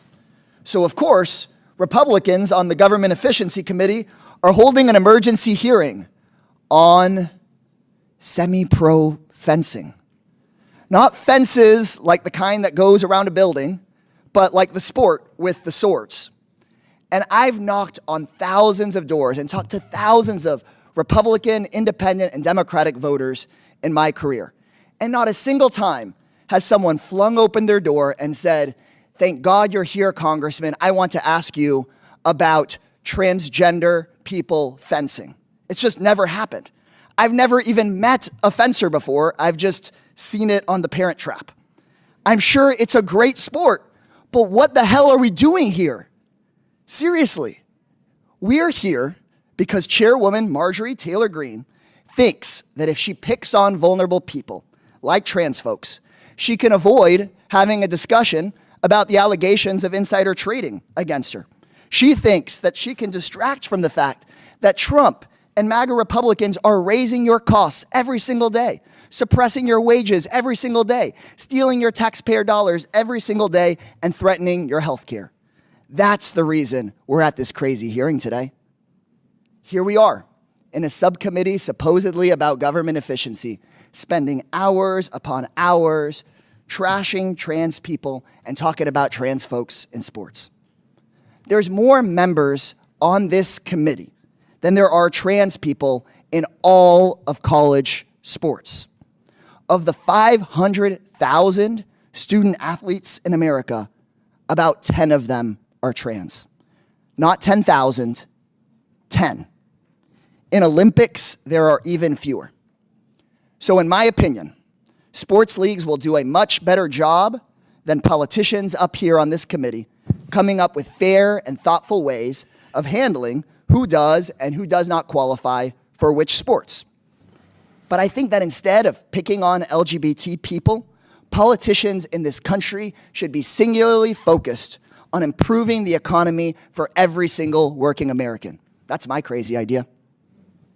Ms. Goss-Graves, Republicans have called an emergency hearing on trans athletes in the sport of fencing today. Can you tell me, how many college fencers are there total in the entire United States? I think about 1,000. Compare that to, do you know how many people rely on Medicaid in this country? That's more like 80 million. And Social Security? That's more like 70 million. So 80 million people rely on Medicaid, 70 million people on Social Security. We're talking about 1,000 college fencers, period. How many hearings do you think this committee has held on Elon Musk pushing Social Security to the brink of collapse? Oh, my God. I don't think any. 0 hearings. How about how many hearings have we had about the millions of Americans who could lose Medicaid because of the cuts Republicans are pushing today? Well, 0. That is correct. 0 hearings on these issues that impact us all. Republicans have called hearing after hearing obsessed with trans folks in sports, which of course only affects a tiny sliver of Americans, but no hearings on Medicaid, no hearings on Social Security, no hearings on raising wages and lowering costs. So if you're sitting at home watching, you need to know the goal of this hearing is for Republicans to distract you from their own lies, their own corruption, and their own failure. The goal of this hearing is to make sure that Fox News has something to talk about other than Elon Musk getting billions of dollars a year in government contracts while cutting services for you. The goal of this hearing is to make sure that Fox News has something else to talk about other than Chairwoman Marjorie Taylor Greene's alleged insider trading. It's a sick reality right now in American politics that right-wing Republican officials think that picking on trans people is how they'll earn more votes and raise more money. They pick on Americans that are already facing discrimination and violence, and they're making those challenges worse. They're trying to pull the oldest trick in the book. Next time you go vote, ask yourself if these second-rate schoolyard bullies are looking out for you or if they're scammers just like the man that holds their leash. The gentleman's time has expired. It's important to point out that Democrat members today are not asking the two young ladies that are here representing their sports, and this is what the hearing is about today.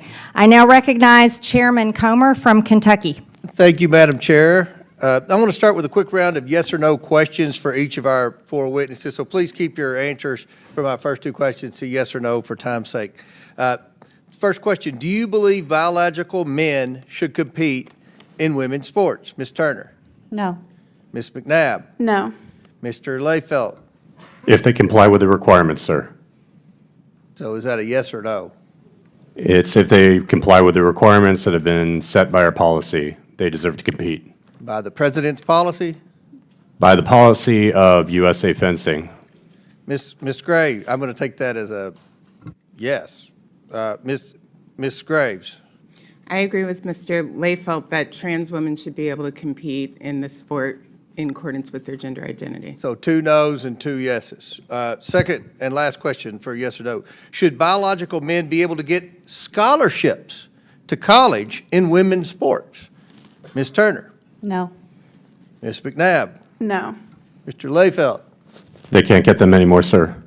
They can't get them anymore. So do you believe, yes or no, they should? You have a personal opinion on that? I don't really have an opinion on that, sir. Ms. Graves? I'm actually concerned about the tens of thousands of women in this country who play college sports who have fewer scholarship opportunities than men. This would actually be a really important. So you are concerned that a man would get a college scholarship that should go to a woman? It's my understanding that there's less than 10 transgender women playing sports, but I know that there are tens of thousands of women Mr. who Leifeld, have fewer scholarship on the website, I know my colleague Mr. Timmons talked about it, there are some troubling statements. There's a page titled, and I think he referenced it, Power and Privilege. This page promotes woke content stating that people who are white, Christian, middle class, English speaking are all privileged, and we should be asking if they're, quote, the right person to take up space or speak on certain issues. Your blog and social media posts consistently express similar views, so I assume you support the ideas on that webpage? Sir, I'm not sure about the specific area of the webpage that you're referring to. As a board member, I focus primarily on governance, and if there's something that's operational, I stay very far away from that. So you disavow your website? Is it? I'm just not sure of the specific area of the website. Is it my website? Is it the USA Fencing website, sir? It's the USA Fencing website. Okay. I just am not familiar with the area that you're referring to, sir. Okay. The reason that's odd is because your blog that we looked at expresses similar views. So, because you appear to be white, English-speaking male, like me. So I didn't know. There was just an odd opinion. You don't have any comment on that? You don't know anything about it? I'm just, sir, in all honesty, I'm not following the question. You're not following a question about the USA Fencing website that has just a lot of, concerning content on there that some would consider racist, discriminatory, or you don't have any, that's not a concern or anything? If you link me to the specific part of the website, I could get back to you with an opinion, but I'm just not following where that is. We'll get you a copy of your website that Mr. Timmons just referenced. So, Mr. Leifeld, let me ask a simple question. Do you support transgender women, which are biological men, competing in women's events? If they comply with the policy, sir. Which policy? Whose policy are you going by? What is that? Should that be the policy? Should men be allowed? You're a leader in this. Show some leadership. Should men be able to compete in women's fencing? Sir, our policy was passed in 2022 prior to my joining the board, but right now, anybody who goes through 1 year silent? So you're okay with it? You're okay with, you don't have a problem in the world with it? You knew this hearing was coming up. You knew this was the topic of the conversation. You don't have an opinion on the policy? Are you going to change the policy? Sir, we've stick with passed the a policy? contingency policy at this time. Due to the Ted Stevens Amateur Sports Act, our council has advised us that we cannot have a policy that's more restrictive than our international federation. I want to be clear that if Congress or the IOC or the FIE, our international federation, changes the policy to ban transgender participation, we will, of course, follow suit. Well, look, I think the majority of this Congress is committed to protecting women in women's sports. NBC News poll asked, when asked if they agree or disagree with transgender women competing in women's sports, 75% disagreed. This is one of those 80-20 issues that my colleagues on the other side the hill they want to die on. So we're going to try to protect women's sports. Thank you for having this hearing, Madam Chair, and I yield back. Thank you, Mr. Chairman. Madam Chair, I'd like to ask for unanimous consent. Without objection. I'd like to enter into the record a New York Times article entitled, "The GOP Plans to Cut Medicaid Would Save Billions But Leave More Uninsured," Budget Office says.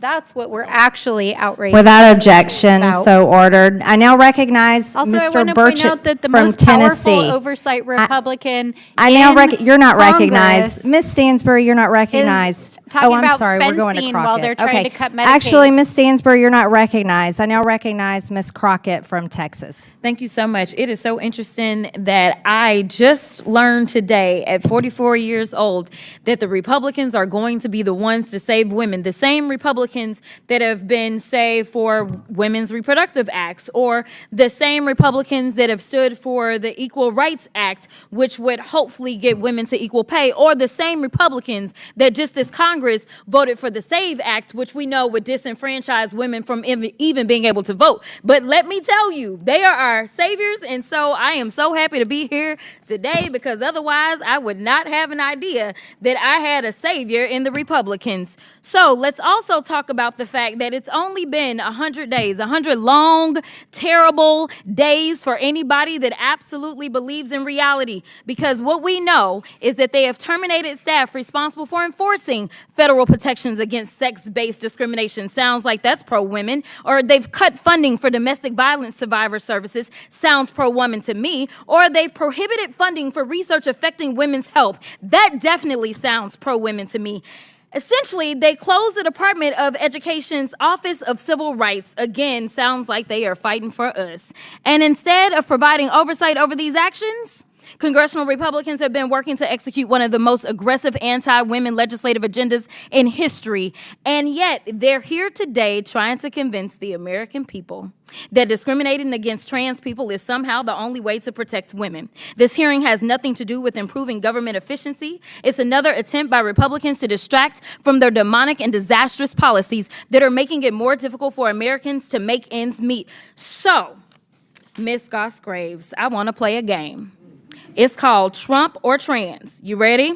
Okay. So I'm going to ask you a question, and I want you to tell me whether or not it is Trump or trans people that are responsible. You understand? Got it. Okay, very good. The first one, gutted medical research.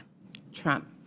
Kidnapping Americans and sending them to foreign countries, a.k.a. deporting them. Trump. Driving us into a recession.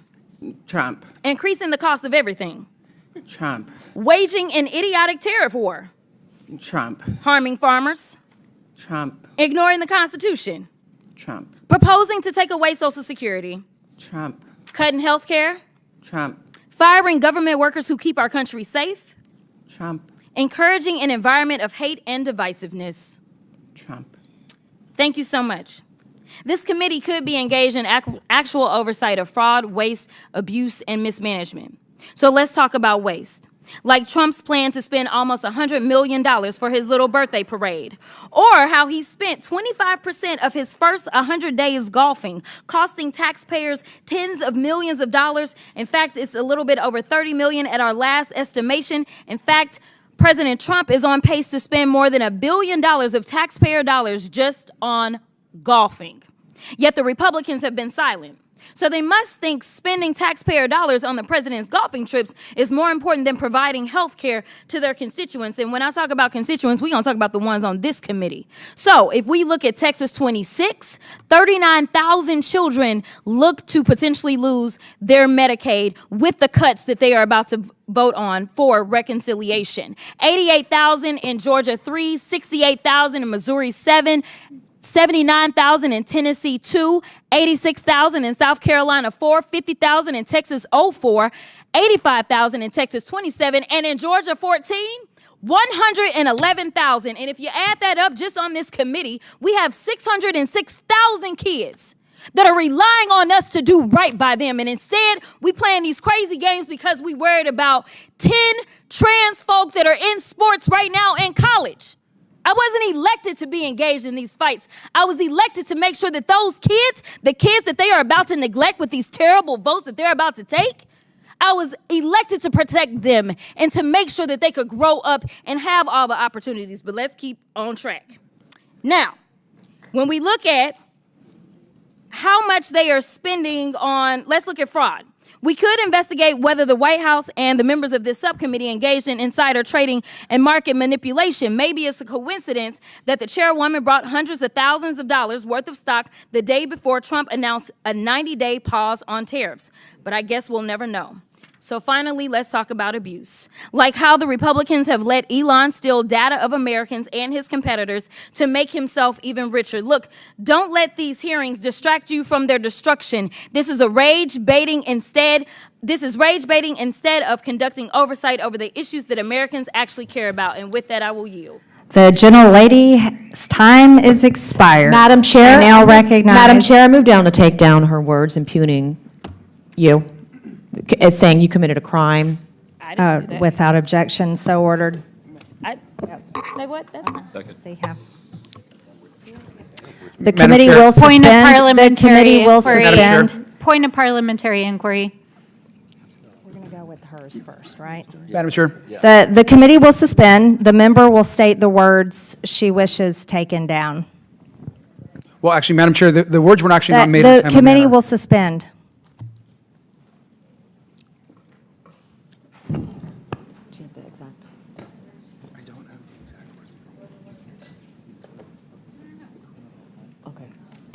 The words alleging a criminal act by the chairwoman. What words? We will suspend. We will have The committee will suspend.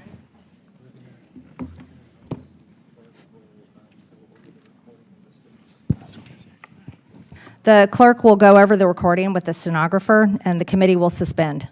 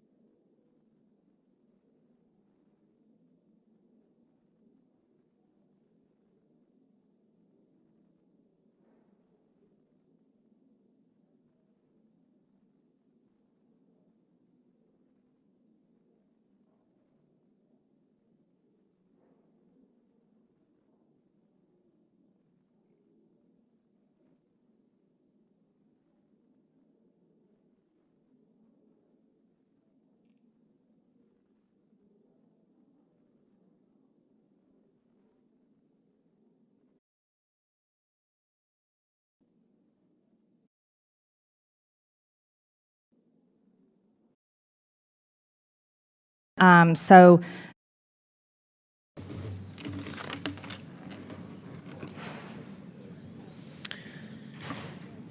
the hearing will come to order. Ms. Mace, I'd like to ask, we've looked at the words that were said, and it's borderline whether it's parliamentary and goes along with the rules, saying could and accusing the White House and members of this committee of crimes is borderline. So in interest of the hearing and our witnesses that are here today defending themselves against the mentally ill biological males that have invaded their sports, and in the interest of making sure that we stay on track instead of getting sidetracked into Democrats' nonstop fake accusations, I just ask, thank you for bringing up the motion and ask if you'd Yes, like Madam Chair. Okay, thank you very much. With that, I now recognize, she already did, Ms. Stansbury. I now recognize Mr. Burchett from Tennessee for 5 minutes. Thank you, Chair Lady. Madam Chairman, I'm sorry, it has to be withdrawn on the record. She asked the question and she said, yes, Madam Chair. You weren't listening, Ms. Stansbury. We handled that, and it has been removed for the record, the fake accusations of your criminal behavior. Oh, are you accusing also? And lying, and you're continually disrupting this hearing and won't stay on track about mentally ill men trying to beat down women in women's sports. We're going to stay on track now, Ms. Stansbury, so hopefully you can go along with this hearing and stay on subject. And I now recognize Mr. Burchett from Tennessee. Thank you, Chair Lady. Thank you for allowing me to be here. Much has been said about the number of trans athletes that are in sports today, or the lack of numbers, I guess. But I can tell you, there's a couple of ladies sitting right here who have been greatly affected by those very small numbers. One is not being able to pursue her passion of fencing, and the other lady has had a life-altering event occur to her because of it. And I take a little bit of offense to that, being the father of a very cool young lady. I just think that this is something that needs to be noted. And also, a lot of distractions been made about cutting SNAP and all these other things, and Medicaid, Medicare, what have you. All anybody on our side of the aisle is talking about is cutting waste, abuse, and fraud. The only people that are talking about making any cuts are my friends cackling to my right and a few commentators on CNN. And all we're talking about is waste, abuse, and fraud. And you have to ask, America's going to have to ask themselves eventually, why in the world are the folks on the left so afraid of waste, abuse, and fraud being cut? I suspect because it's going to come back to somebody's pockets. So with that, I appreciate the time you've allotted me. Mr. Leifeld, did I say that name right, sir? Close enough, sir. It's Leifeld. Leifeld, all right, I'm Yes, sir. Burchett. Nobody ever gets it right, so. It's a German name, sir. But a lot of people mess it up. I'm not really sure what mine is. East Tennessee. Let me ask you, while serving as chairman of the USA Fencing, you posted a very long pro-transgender manifesto on your blog. Let me ask you, why did you post this? And I would like to, for the record, put that on the record, Madam Chairman. Go ahead. Without objection, so ordered.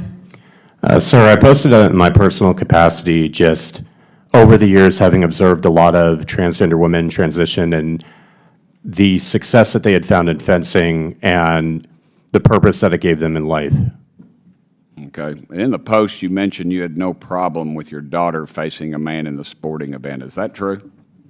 Sir, at this time she's 4 years old and hits me with a foam saber, but does not participate in fencing yet.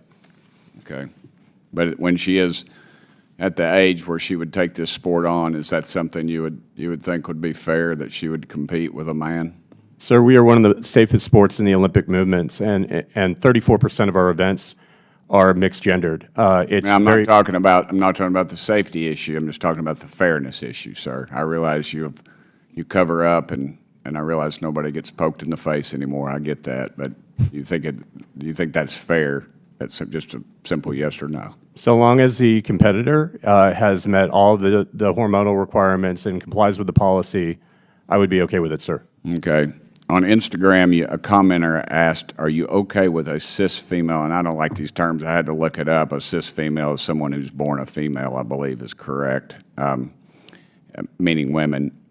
Are you okay with them being at a disadvantage? To which you replied, yeah. And to be clear, let's be clear, you'd be okay with a young lady or young woman being at a disadvantage or at a higher risk of being injured in any of these other sports? Sir, thank you for giving me the opportunity to address that question. That was a question that required a far more nuanced answer than what I gave, and I appreciate having the opportunity on the committee to address that question. I want to be clear in saying that I expect anybody that is competing as a woman, as a transgender woman, that they meet the requirements as set forth in USA Fencing's policy. Okay.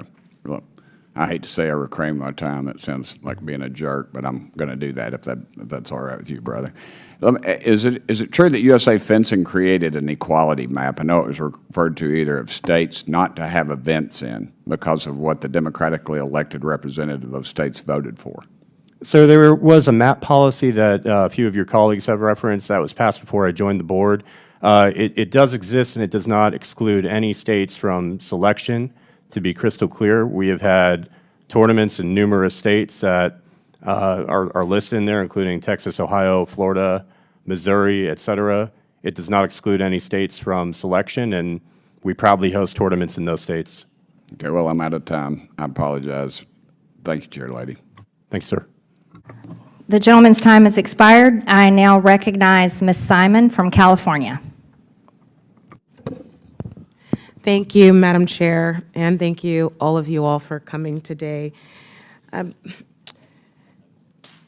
There's so much to say, but I have such a limited time, and I actually have a question. But we'll also want to refer back historically.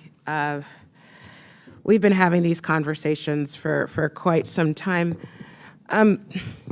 Ms. Gross, do you recall in 2000, and I believe it was 2009, the Castor Simayenya case? Correct, yes. Could you tell folks a little bit about this case? I have some document on it too, but could you give me a little background? This was an Olympic sprinter, and there were all sorts of assumptions that she was not a woman, and she was subject to all sorts of invasive tests, but also bullying and harassment because she was assumed to be not feminine enough for the sport, basically. Yeah, so, this case, she was a black woman, and she was South African, I think, yeah. South African black. Mm-hmm. And she was assumed to be too fast, too big.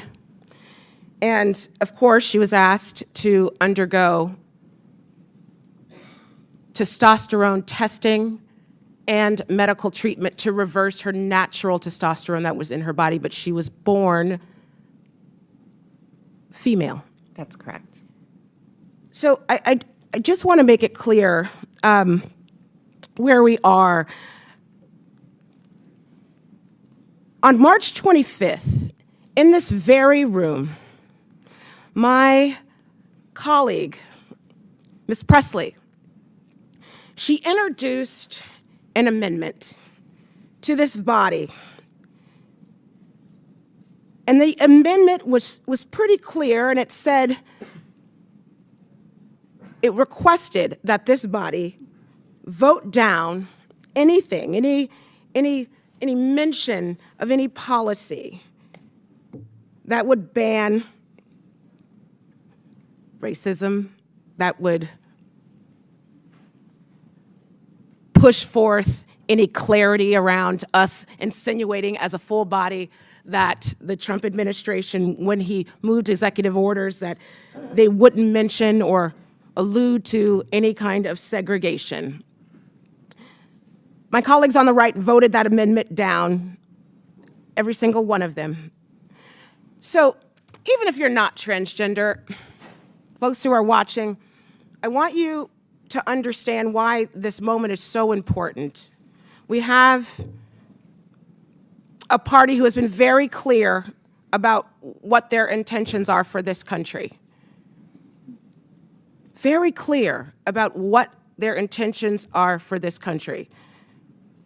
I think it's bringing us back to a 1950s America where segregation was legal. Who is to say that your African-American daughter, because of her BMI, will be subject to the same kind of conversation?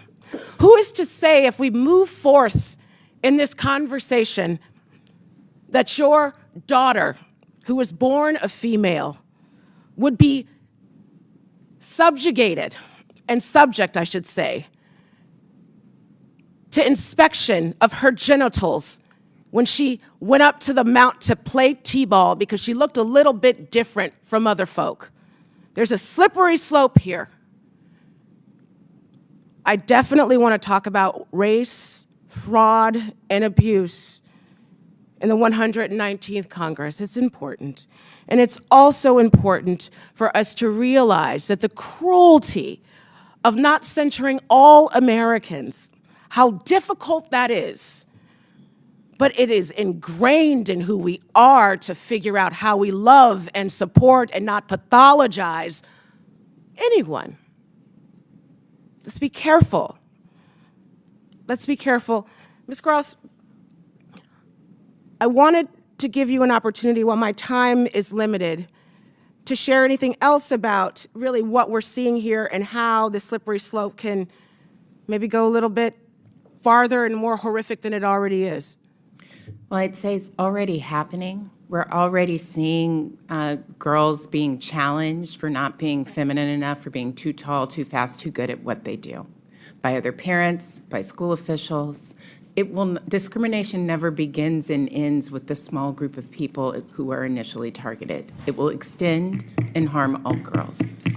Thank you. Thank you so much. And I yield my time, Madam Chair. The gentlelady's time has expired. I now recognize Mr. Burleson from Missouri. Thank you, Madam Chair.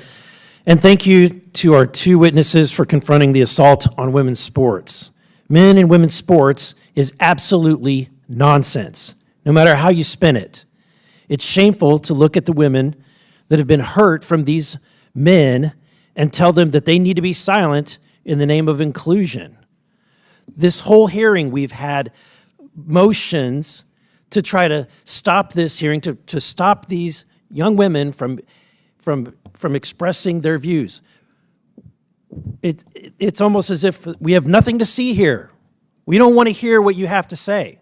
That's the message that's coming from this side.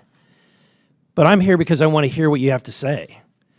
And, look, whether it's fencing tournaments, track and field, my daughters are in soccer or volleyball games, you're endangering our daughters and belittling their narrative. The men like Mr. Liefeld who are wrecking women's sports with woke poison and a twisted mental view of things are destroying and the opportunities for these young women. Meanwhile, Americans, they all get this. They look at this and they think that this is absolutely crazy, that we're even here. And so we're here to obliterate this insanity and fight for our girls and their safety and their fairness in their athletic endeavors. And I've got to tell you, Ms. Graves, I was shocked to read your testimony where you belittled the experience of Miss Turner. In your testimony, you said that that her experience is part of a larger scheme to attack young trans people. Do you really? You said it was deliberate spectacle that was carried out. Do you really believe she contrived this situation?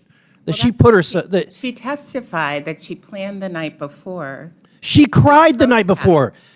Do you have any sympathy for a young woman who realizes she's going to have to sword fight a man the next day? Protest is important. It is to make a point. There is mixed gender competition all the time in fencing. You heard that it was a plurality. Ms. Graves, I'm taking my time. This young woman did not register for a mixed sport, for a mixed event. She registered to compete with other women.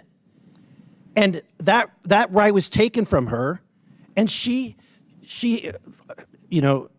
bravely stood her ground. And I think the world applauded you for that. Ms. McNabb, the life-changing, altering, can you describe, and this is where I want to kind of give some time. This event has had a dramatic impact on your life, physically, the mental anguish that you've gone through. Unlike some, I want to hear your story. I want to hear what you have to say. Thank you, Congressman. Yeah, what happened to me was 100% avoidable, and it completely changed my life. I never played volleyball again that day. That was the last day. And it's so sad because I had the hopes of playing collegiate sports in softball, and that day never came because I was just never the same. I've had to navigate my new normal, which is incredibly sad, especially for my friends and family to see. And although I may look like I'm doing better on the outside, there's things that are not, and I don't know if they'll ever be the same. I'm sorry for the experience that you went through. And, I'm really sorry that we have individuals in positions of power, like Mr. Lefelt, who have a twisted view on reality. And they're imposing that twisted view on you and your lives. It's really tragic and it's sad. And what's even worse is that now you're the one to blame because you two contrived these situations, according to Ms. Graves, that you created this. Sorry, you wanted this to happen, Ms. Turner. That's what Mrs. I never said that. It's in your testimony. I did not say that Ms. McNabb contrived the situation. I actually think the lesson from her situation is around concussion protocol. Let me ask, do you really believe the experiences that they've Ms. Ms. McNabb, do you really believe that she wanted to face all these medical issues? I think what happened to her is tragic. There are hundreds of thousands of injuries that are preventable. So why aren't you standing up for her? I actually have. I said that this was terrible, and I have solutions that don't involve bullying. Thank you, Ms. transgender Graves. people. Look, I think that it's sick and twisted that individuals want to make women have to sword fight men. And it's sick and twisted that individuals want to make individuals have to take a spiked ball to the forehead if that's what it takes for a trans person to play. I yield back.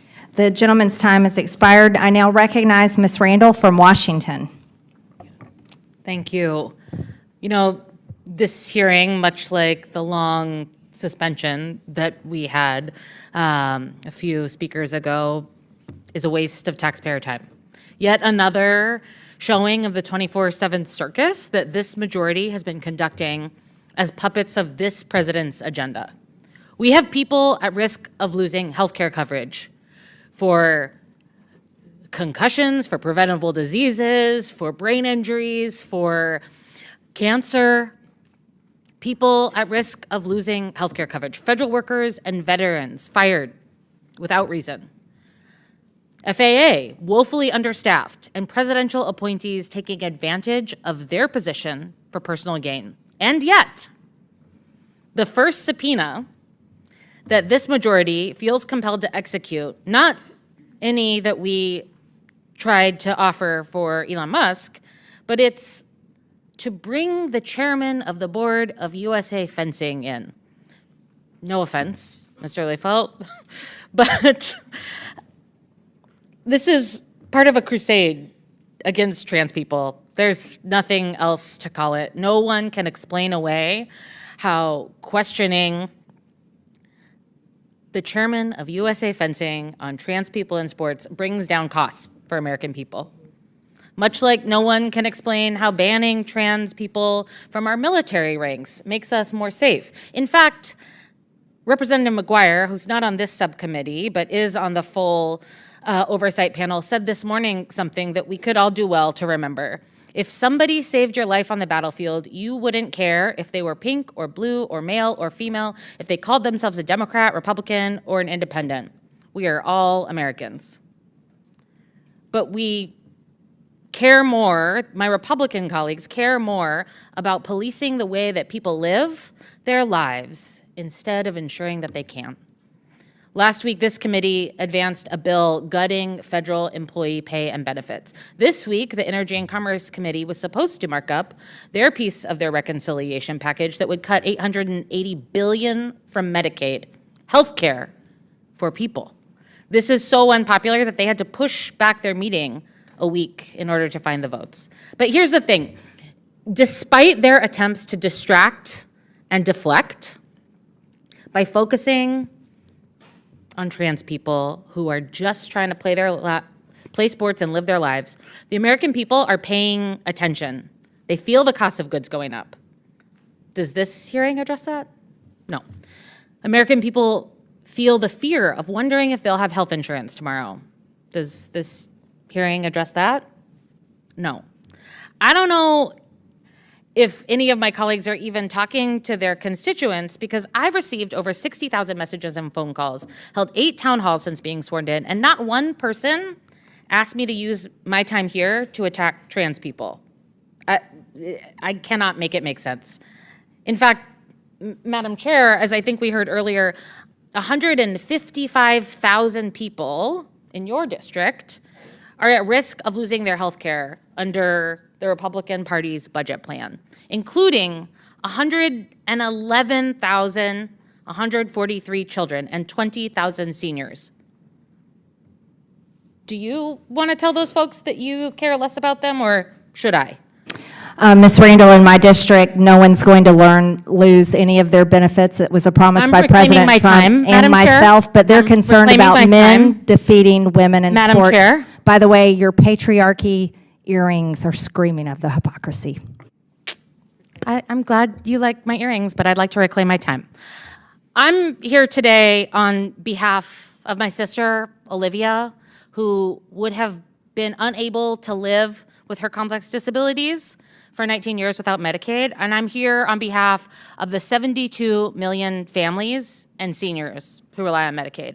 I'm here to tell the American people that while this might be a scary time, a time where we are feeling attacks on our most vulnerable communities every day, where the instances of suicidal ideation amongst LGBTQ folks is rising, and this administration is cutting the very lifeline of the LGBTQ suicide hotline, there are people who see you and celebrate your humanity and who care about you. Ms. Graves, I've wasted all my time, but I am grateful that you're here and we're able to share about the real ways that we could support women across the country. The gentlelady's time has expired. I now recognize Mr. Jack from Georgia. Well, thank you, Madam Chairwoman, and thank you for convening this hearing. Under your leadership, the DOGE Subcommittee has been one of the most active subcommittees across Congress, and my constituents are proud of our work to eliminate waste, fraud, and abuse of taxpayer dollars across the federal government. And today, it is no surprise that our colleagues on the other side of the aisle have spent a majority of their time desperately avoiding the issue before us, because 80% of Americans, Republicans and Democrats alike, believe biological men should never compete in women's sports. Mr. Leifeld, as Mr. Fallon noted, you are testifying today under subpoena because you refused to appear before us voluntarily. Why did you refuse our initial invitation to testify?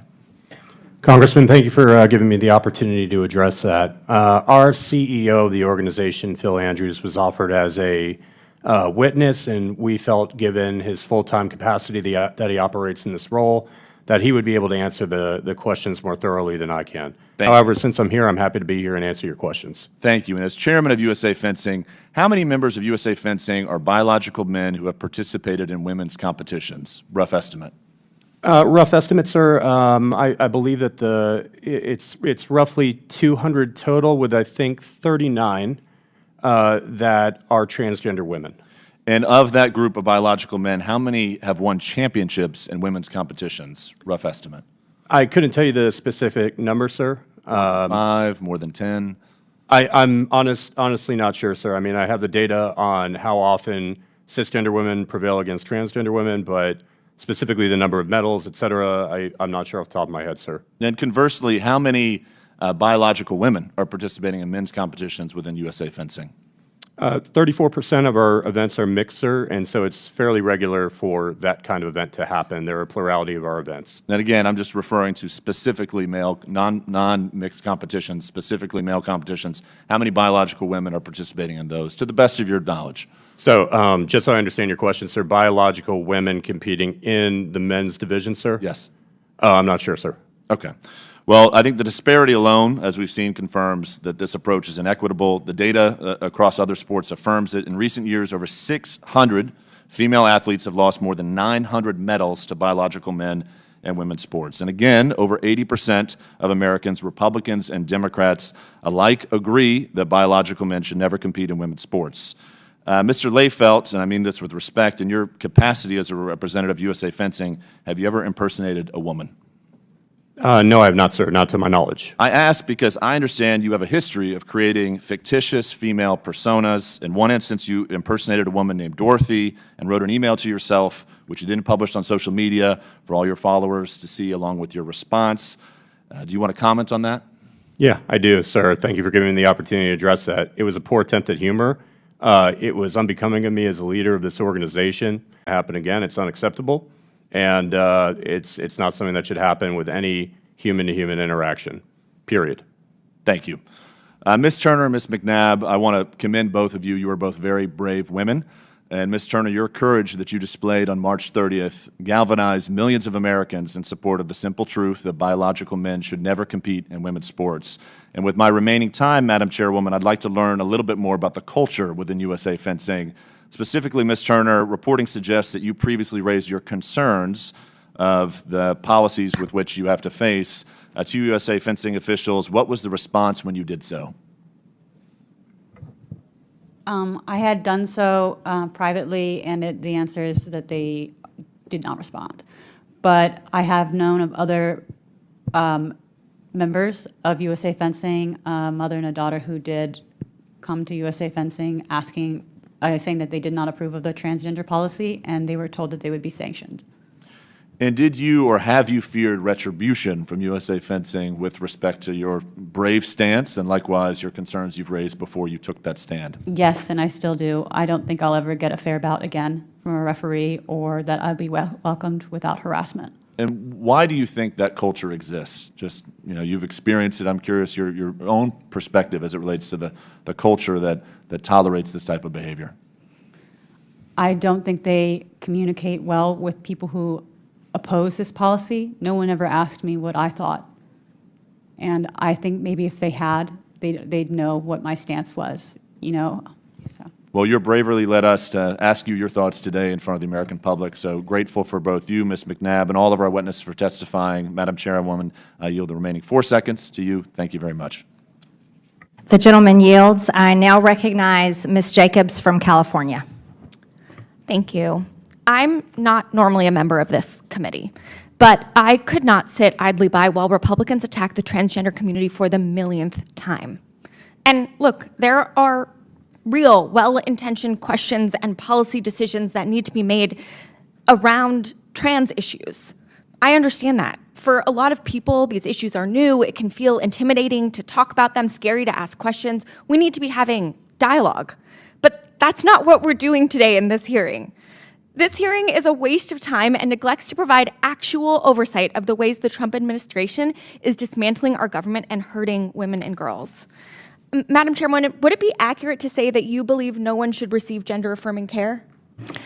I believe that no minors should receive gender-affirming care, sex changes, mutilating their body. Okay. They can't vote. They should can't receive get a gender-affirming tattoo. care? They can't drive a car. Okay, they thank can't you. join the military. Thank you. I ask this because many people believe that Botox, filler, boob jobs are all gender-affirming care, and I know many of my colleagues, probably on both sides of the aisle, have partaken in this gender-affirming care. But okay, let's take this committee at its word that this hearing is about protecting women and girls. Ms. Goss-Graves, the Department of Education's Office of Civil Rights is the primary entity that investigates discrimination against women and girls in sports, in school. Is that correct? That's correct. That protects women and girls against sexual assault, whether in sports or elsewhere. Is that correct? That's correct. All right. Well, then would you say that getting rid of the Department of Education's Office of Civil Rights would hurt women and girls? For sure, as did the cuts to the Office for Civil Rights, the group that actually responds to Title IX compliance. That's exactly right, which is why I find it so interesting that the Trump administration has already closed more than half of the offices of the Office of Civil Rights in the Department of Education, including an office in California that is in the middle of an active discrimination investigation. You would think if we were concerned about protecting women playing sports and protecting their Title IX rights, that we would want to be actually looking into why we're closing these offices, not what we're doing right now. For the record, for folks watching, this is also the office that investigates anti-Semitism, incidents of anti-Semitism on college campuses. So remember that when my colleagues try and tell you that they're standing up for Jewish students. But I have a theory. I think we're probably talking about this issue instead of what the Trump administration is actually doing, because my colleagues don't want to talk about, for instance, the 99,301 people who are at risk of losing their Medicaid in Nancy Mace's district, or the 54,466 people who are at risk of losing their Medicaid in Brandon Gill's district, or the 69,698 people who are at risk of losing their Medicaid in Pat Fallon's district, or the 263,276 people at risk of losing their Medicaid in Eli Crane's district, or the 235,530 people at risk of losing their Medicaid in Chairman Comer's office, or the 155,530 people at risk of losing their Medicaid in the Chairwoman Marjorie Taylor Greene's office, or the 1.7 million people statewide in Georgia who are at risk of losing their Medicaid, or the 320,818 students who rely on school lunch in Georgia in order to get their food who are at risk of losing that. Maybe it's because the Atlanta Journal-Constitution has already ranked the chairwoman as last in a poll of potential candidates for the United States Senate in the Georgia seat. And she thinks that attacking trans kids will help her poll numbers. But I'm here to tell you that attacking trans kids is not going to launch a Senate campaign. Attacking trans kid is not good politics, not for the right, not for the left. The American people did not say that they hate trans kids and they hate trans people in this last election. What they said is that they want us to take care of them. They are mad that someone else is getting a surgery paid for when they are drowning in medical debt. They are mad that someone else is getting housing paid for when they can barely afford rent. So let's be clear that on both sides of the aisle, it is bad politics to attack trans kids, and it is a shame on this body that we work in that we all even have to be having this conversation today. Thank you so much, Madam Chairwoman. I yield back. The gentlelady yields. I now recognize Mr. Gill from Texas. Thank you, Madam Chairwoman. This is an excellent hearing, and we really, really appreciate your leadership, incredible leadership on this topic and on this issue. And I'd also like to thank our witnesses, Ms. Turner and Ms. McNabb, for particularly moving testimonies. And thank you for your bravery for coming here. I know it takes a lot of guts to testify before a congressional committee. Mr. Liefeld, I'd like to ask you a few questions. Do you think that men should be allowed in women's locker rooms? Sir, those regulations are set by tournament organizers. I'm just asking you yes or no. Do you think men should be allowed in women's locker rooms? I don't have a personal opinion on that. You don't have you have a personal opinion on a lot of things, but not on that? Sure. I mean, it's a locker room is not really an area where people interact. So the answer is yes. I don't Do you really think have that men should be allowed to share showers with women in athletic facilities? I think that showering is a private activity and that it should be private. And it should be private. There's oftentimes communal showers. Are you okay with men showering with women? I don't have an opinion on that in the context of USA. You don't? So. Interesting. That's an astounding thing to not have an opinion on. I think most normal people have an opinion on that. Are you okay with women being at a disadvantage when competing against men in sports? Sir, mixed events happen all the time, and women are often... That's not my question. Are you okay with... Let me ask it this way. Are you okay with cis females being at a disadvantage? If their competitor, assuming that you're talking about... It's a yes or no question. Female, that they've met the requirements set forth in the policy. Why did you post on social media for the world to see? You were asked in an anonymous question, which you posted online, are you okay with cis females being at a disadvantage? You said, yeah. Yeah, I believe it was Congressman Cloud that had asked me about that, sir, and I'm happy to address it again. That was a one-word answer to a more nuanced topic, and I feel like if I could take it back and expound a little bit more than what I had there. Reclaiming my time. Sure. Do you think that women, Do you think that parents who don't want their daughters competing against men in women's sports are whiny? No, sir. You don't? Why did you write that on social media? I've got a picture here where you posted that. You were allegedly responding to a parent who didn't want their daughter being beaten up by men in sports competitions. You said, I'm not going to pull her from the sport and write a whiny email announcing my departure. Sir, Mr. Congressman Jack had asked me about that, and want to be crystal clear, that was an inappropriate message. Do you think that they're cowardly? Sir, no, I don't. I don't at all. And in fact... Why did you write that on social media? I regret it, sir. I deleted it shortly after posting it. I certainly don't feel that way anymore. And given a lot of the messages that we receive, and even conversations that I've had... Do you think with that Ms. parents Turner, who don't want their daughters competing against men in sports should be compared to the Ku Klux Klan? No, absolutely not. And I why acknowledge did you that I do said that? that in the message, sir. Why And did that you was do that? inappropriate. That was inappropriate? Yes, sir. Yeah, you're right. That isn't inappropriate. I'd like to read what you wrote and what you posted on social media. Sure. Responding allegedly to a lady who had these concerns. The only wizard that's going to dig you out of the myopic hole you've put yourself and your family in is one of the, quote, grand wizard variety. Inappropriate, sir, and I acknowledge that I said it, and I will commit to never making a message like that again. That was in response to a parent, according to you on social media, who had a problem with this. Was this a real email that you were responding to? It was a real email, sir. I did not respond to it and hit This send was a back. real email. Did an actual parent write this, or did you write this email? It was written by an actual person claiming to be a parent. They were not a member of our... Were you that actual person? No, sir. You were I was not that actual person, but you staged this whole interaction. The response, sir, was not real, and I regret that. Okay. You think inclusivity presumably is a big part of the fencing community, is that right? I would say so, sir. We're a very welcoming community, and I'm proud of that. Are you welcoming to Trump supporters? Absolutely. Then why did you, in your Facebook page, from the fencing coach, write, imagine being one of 71 million people dumb enough to vote re-election for a treasonous clown who's permanently banned from Twitter for inciting an insurrection, you mad MAGA bros? I acknowledge that I stated that in my personal capacity, sir. However, as chair, I have That to was from acknowledge the sir, fencing coach. I have to acknowledge that 77 million people voted for him in re-election. That wasn't your personal capacity. That was from your capacity as, quote, the fencing coach online. Yes, Like, that is my blog, sir. That's my publication, and I acknowledge writing that. All right, my time is up. Thank you. I yield back. Wow. Okay, thank you for that, Mr. Gill. I now recognize Mr. Crane from Arizona.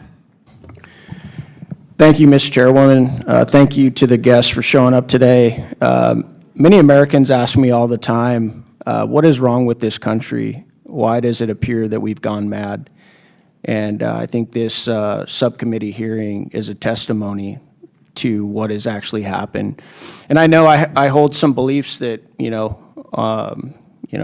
they're my own beliefs. They're not everybody's beliefs, but I tell them all the time, this is exactly what happens when you allow God to be pushed out of everything.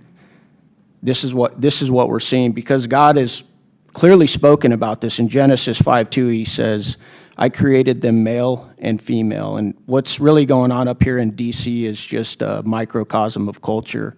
We've lost our minds. We've pushed God out of everything. And it's one of the reasons why it appears that we've gone mad, and one of the reasons we have two beautiful young women here who are here to testify about how they've been abused in sports by biological men. And none of my colleagues on the other side of the aisle have asked you guys a single question. Have you noticed that? They don't care. They don't hear you. They claim to be the party of women. We got two women sitting right here, and they could care less that you're here. All they want to do is sit here and try and deflect and talk about how we're trying to bully transgender kids, and none of us are trying to do that. As a matter of fact, I feel sorry for a lot of kids that grow up with gender dysphoria. It's hard enough to grow up as it is, let alone taking that on and having to deal with that. But that's not why we're here. They don't want to acknowledge why we're here. We're here to protect young women in women's sports from biological men. Most of the men, real men that I know, who came from good families, they were raised to protect women. It's something that we're all taught to do.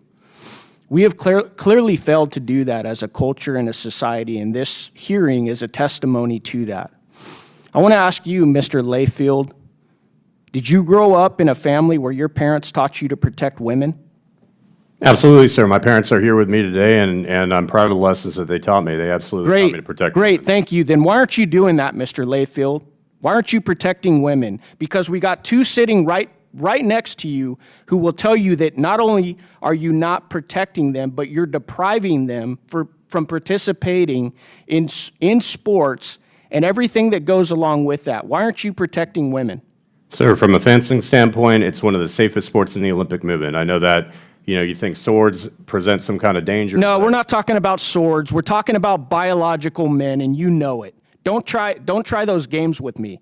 We're not talking about swords. We're talking about the fact that you and other men and officials in authority have failed to protect young girls. And it's pathetic. It is pathetic. I'm not going to sit here and try and convince my colleagues on the other side with biology or anything like that because they're long gone. There's no study that I could show them that would convince them that what they're doing is wrong. I'm asking you, why have you not protected young girls like these two sitting right next to you? Sir, I believe we have protected young women in fencing. It's one of the Okay, safest really, hold sports, on a and- second. Let's ask the expert witnesses. Ms. Turner, have men like Mr. Layfield protected you? No. Are they protecting other young girls from biological men participating in sports? No, he glorifies it. Ms. McNabb, are men like Mr. Layfield protecting you and other young women participating in women's sports? Absolutely not. Do you feel safe?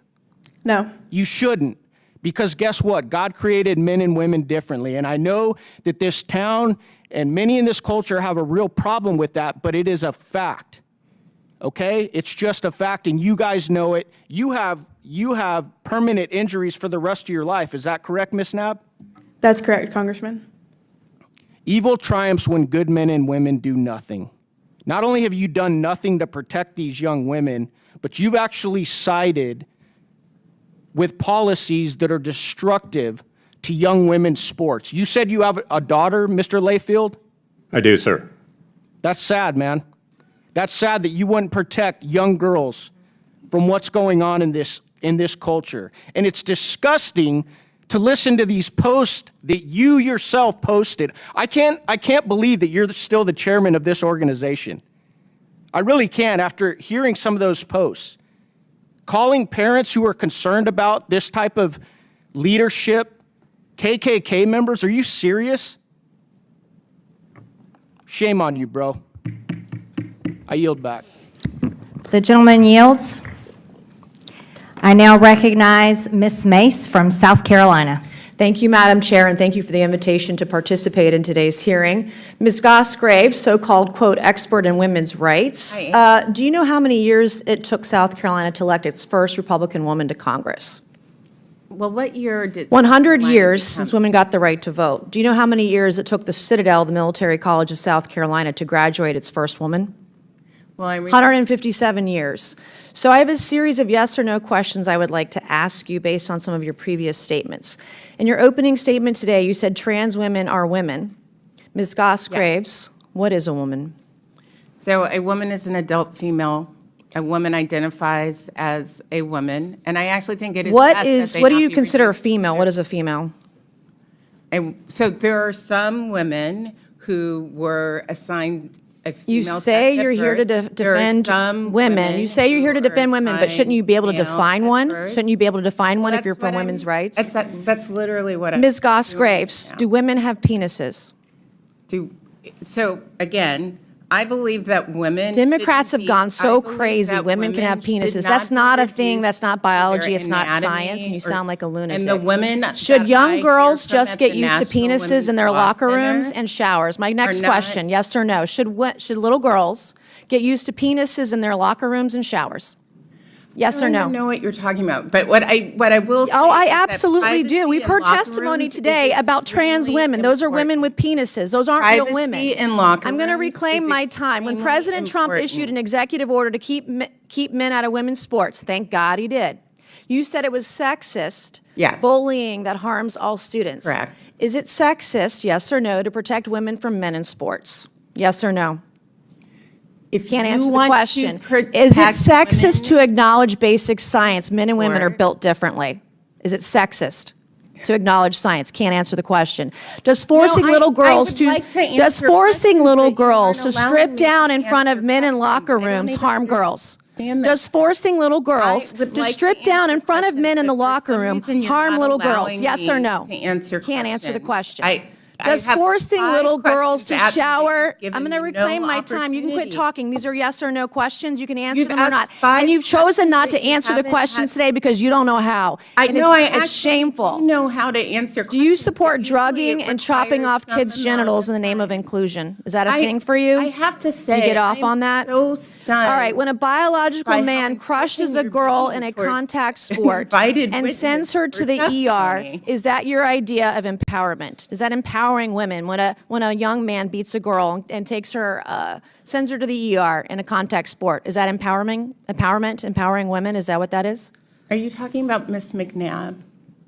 I'm talking I about thought any that was woman who gets horrific. crushed in a sport And by a I man physically actually and would has love to go to work the with ER. Miss McNabb and others. I'm going to about reclaim things my like time. concussion So, protocol. Madam and Chair, we'll ensuring show that the witness, I'm going to volleyball is safe. reclaim my I'm a time. You can former stop volleyball talking now. I'm player. reclaiming This my is time, Ms. Madam Mace's Chair. time, Ms. Gosgraves.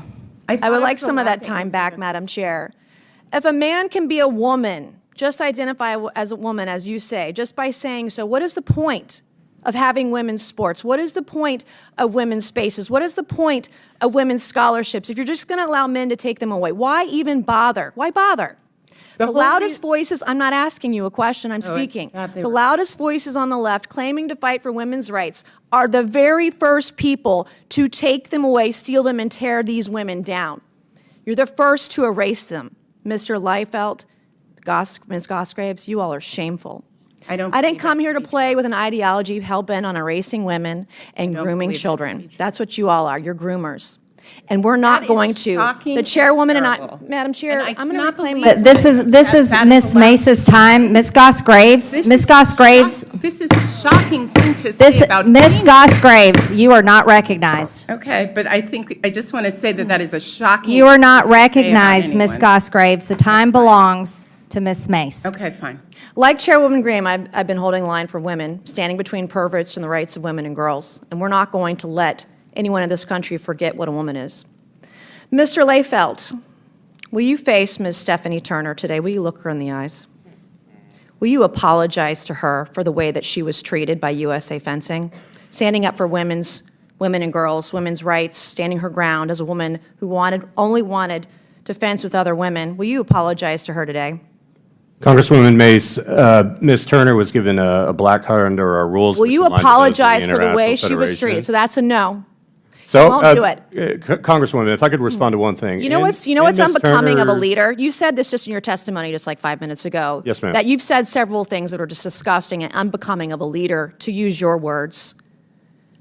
It's unbecoming of a leader today to acknowledge what has happened to this young woman. You just look at her face and look what she has been through, the courage it took her to stand up for her rights as a woman and other women in other sports all across the country. And you can't even as a man look her in the eye and apologize for what happened to her. And as my colleague, Congressman Grain, said, real men protect women. You're not one. And I yield back. The gentlelady yields. In closing, I want to thank our witnesses once again for their testimony today. I now yield to the ranking member Stansbury for closing remarks for 3 minutes. All right, well, it's been an interesting journey today, as it often is in this committee. You know, I want to start out by saying, yes, thank you to our witnesses for sitting here in this toxic soup for the last 3 hours. It's ironic because the jurisdiction of this committee is government efficiency, and we just spent 3 hours talking about fencing, USA fencing, trans athletes, girls. We had my friends across the aisle mansplaining to us about how they're protecting women. I mean, yeah, this was a really good use of government time and money. Meanwhile, behind closed doors, as we've pointed out many times during this hearing, my Republican colleagues across the aisle are trying to cut a deal to cut Medicaid. Now, I don't want to diminish anybody's life-altering experiences, and I am genuinely sorry to hear that both of our young lady witnesses who are here today had horrible experiences. It is bad. I'm sorry to hear that you had a bad experience. And I want to acknowledge that, and I appreciate you coming and appearing before the committee today. But I don't need a bunch of GOP Republican colleagues mansplaining at me for 3 hours to tell me that they're trying to take away my rights. They're trying to take away your medical care. They're trying to take away environmental protections. They're trying to take away food assistance for the seniors and children of this country. Like, this hearing has nothing to do with substance for the United States. It has nothing to do with defending women's rights, has nothing to do with defending the rights of girls. It is all about using the issue of transgender lives to distract from the nefarious plots that are actually happening in this building while we're sitting here to actually take away your civil rights, your human rights, and your access to vital life-saving care and programs that are vital to millions of Americans. That is actually what is going on here. But it is actually dangerous to the lives of trans individuals because trans individuals are being targeted, they're facing violence, and the only thing that is waste, fraud, and abuse in the DOGE subcommittee today is the waste of the last 3 hours of our lives that we will never reclaim, the fraud that is this committee, and the abuse of Americans that has spewed out of the mouths on the other side of the aisle for the last 3 hours. And so I want to say to everyone out there who is listening, whether you're a transgender American, an LGBTQ plus individual, or any American out there, we are fighting for you, we love you, we support you, and we will stand against hate. And with that, I yield back.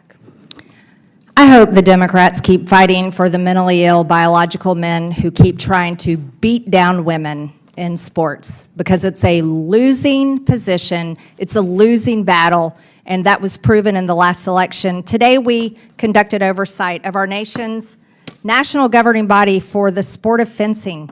And with so many of our nation's institutions, USA Fencing has been captured by the left. They banned the national anthem before competitions, selected tournament competition locations based on state abortion and DEI laws, and punished female athletes for refusing to compete against men. Earlier today, the ranking member called us weird for standing up for girls and women when she's the one who supports sex changes surgeries for little kids and forcing women to undress in front of creepy, perverted men. I'll let the American people decide who the weirdos are because I think we know.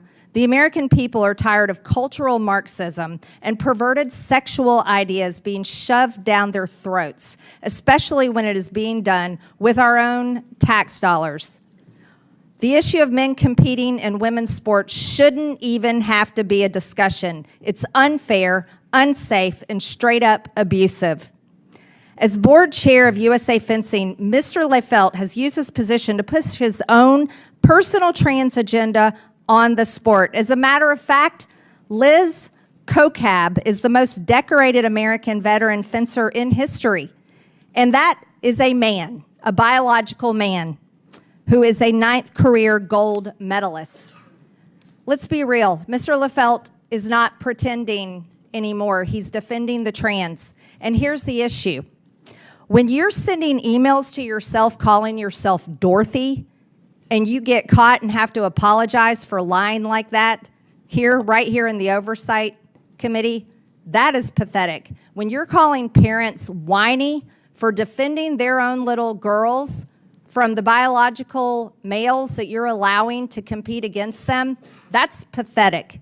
Mr. Leifelt, you should resign from the chair of USA Fencing. You do not deserve the position that you have, and that's the recommendation I have as the chair of the DOGE Subcommittee on Oversight.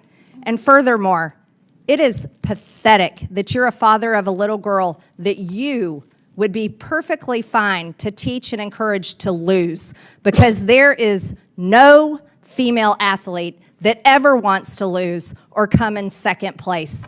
You're sitting next to two champions next to you today that never wanted to lose, that never wanted to suffer a brain injury, that never wanted to have to face a male athlete in their sport. And you failed them, and you are failing women.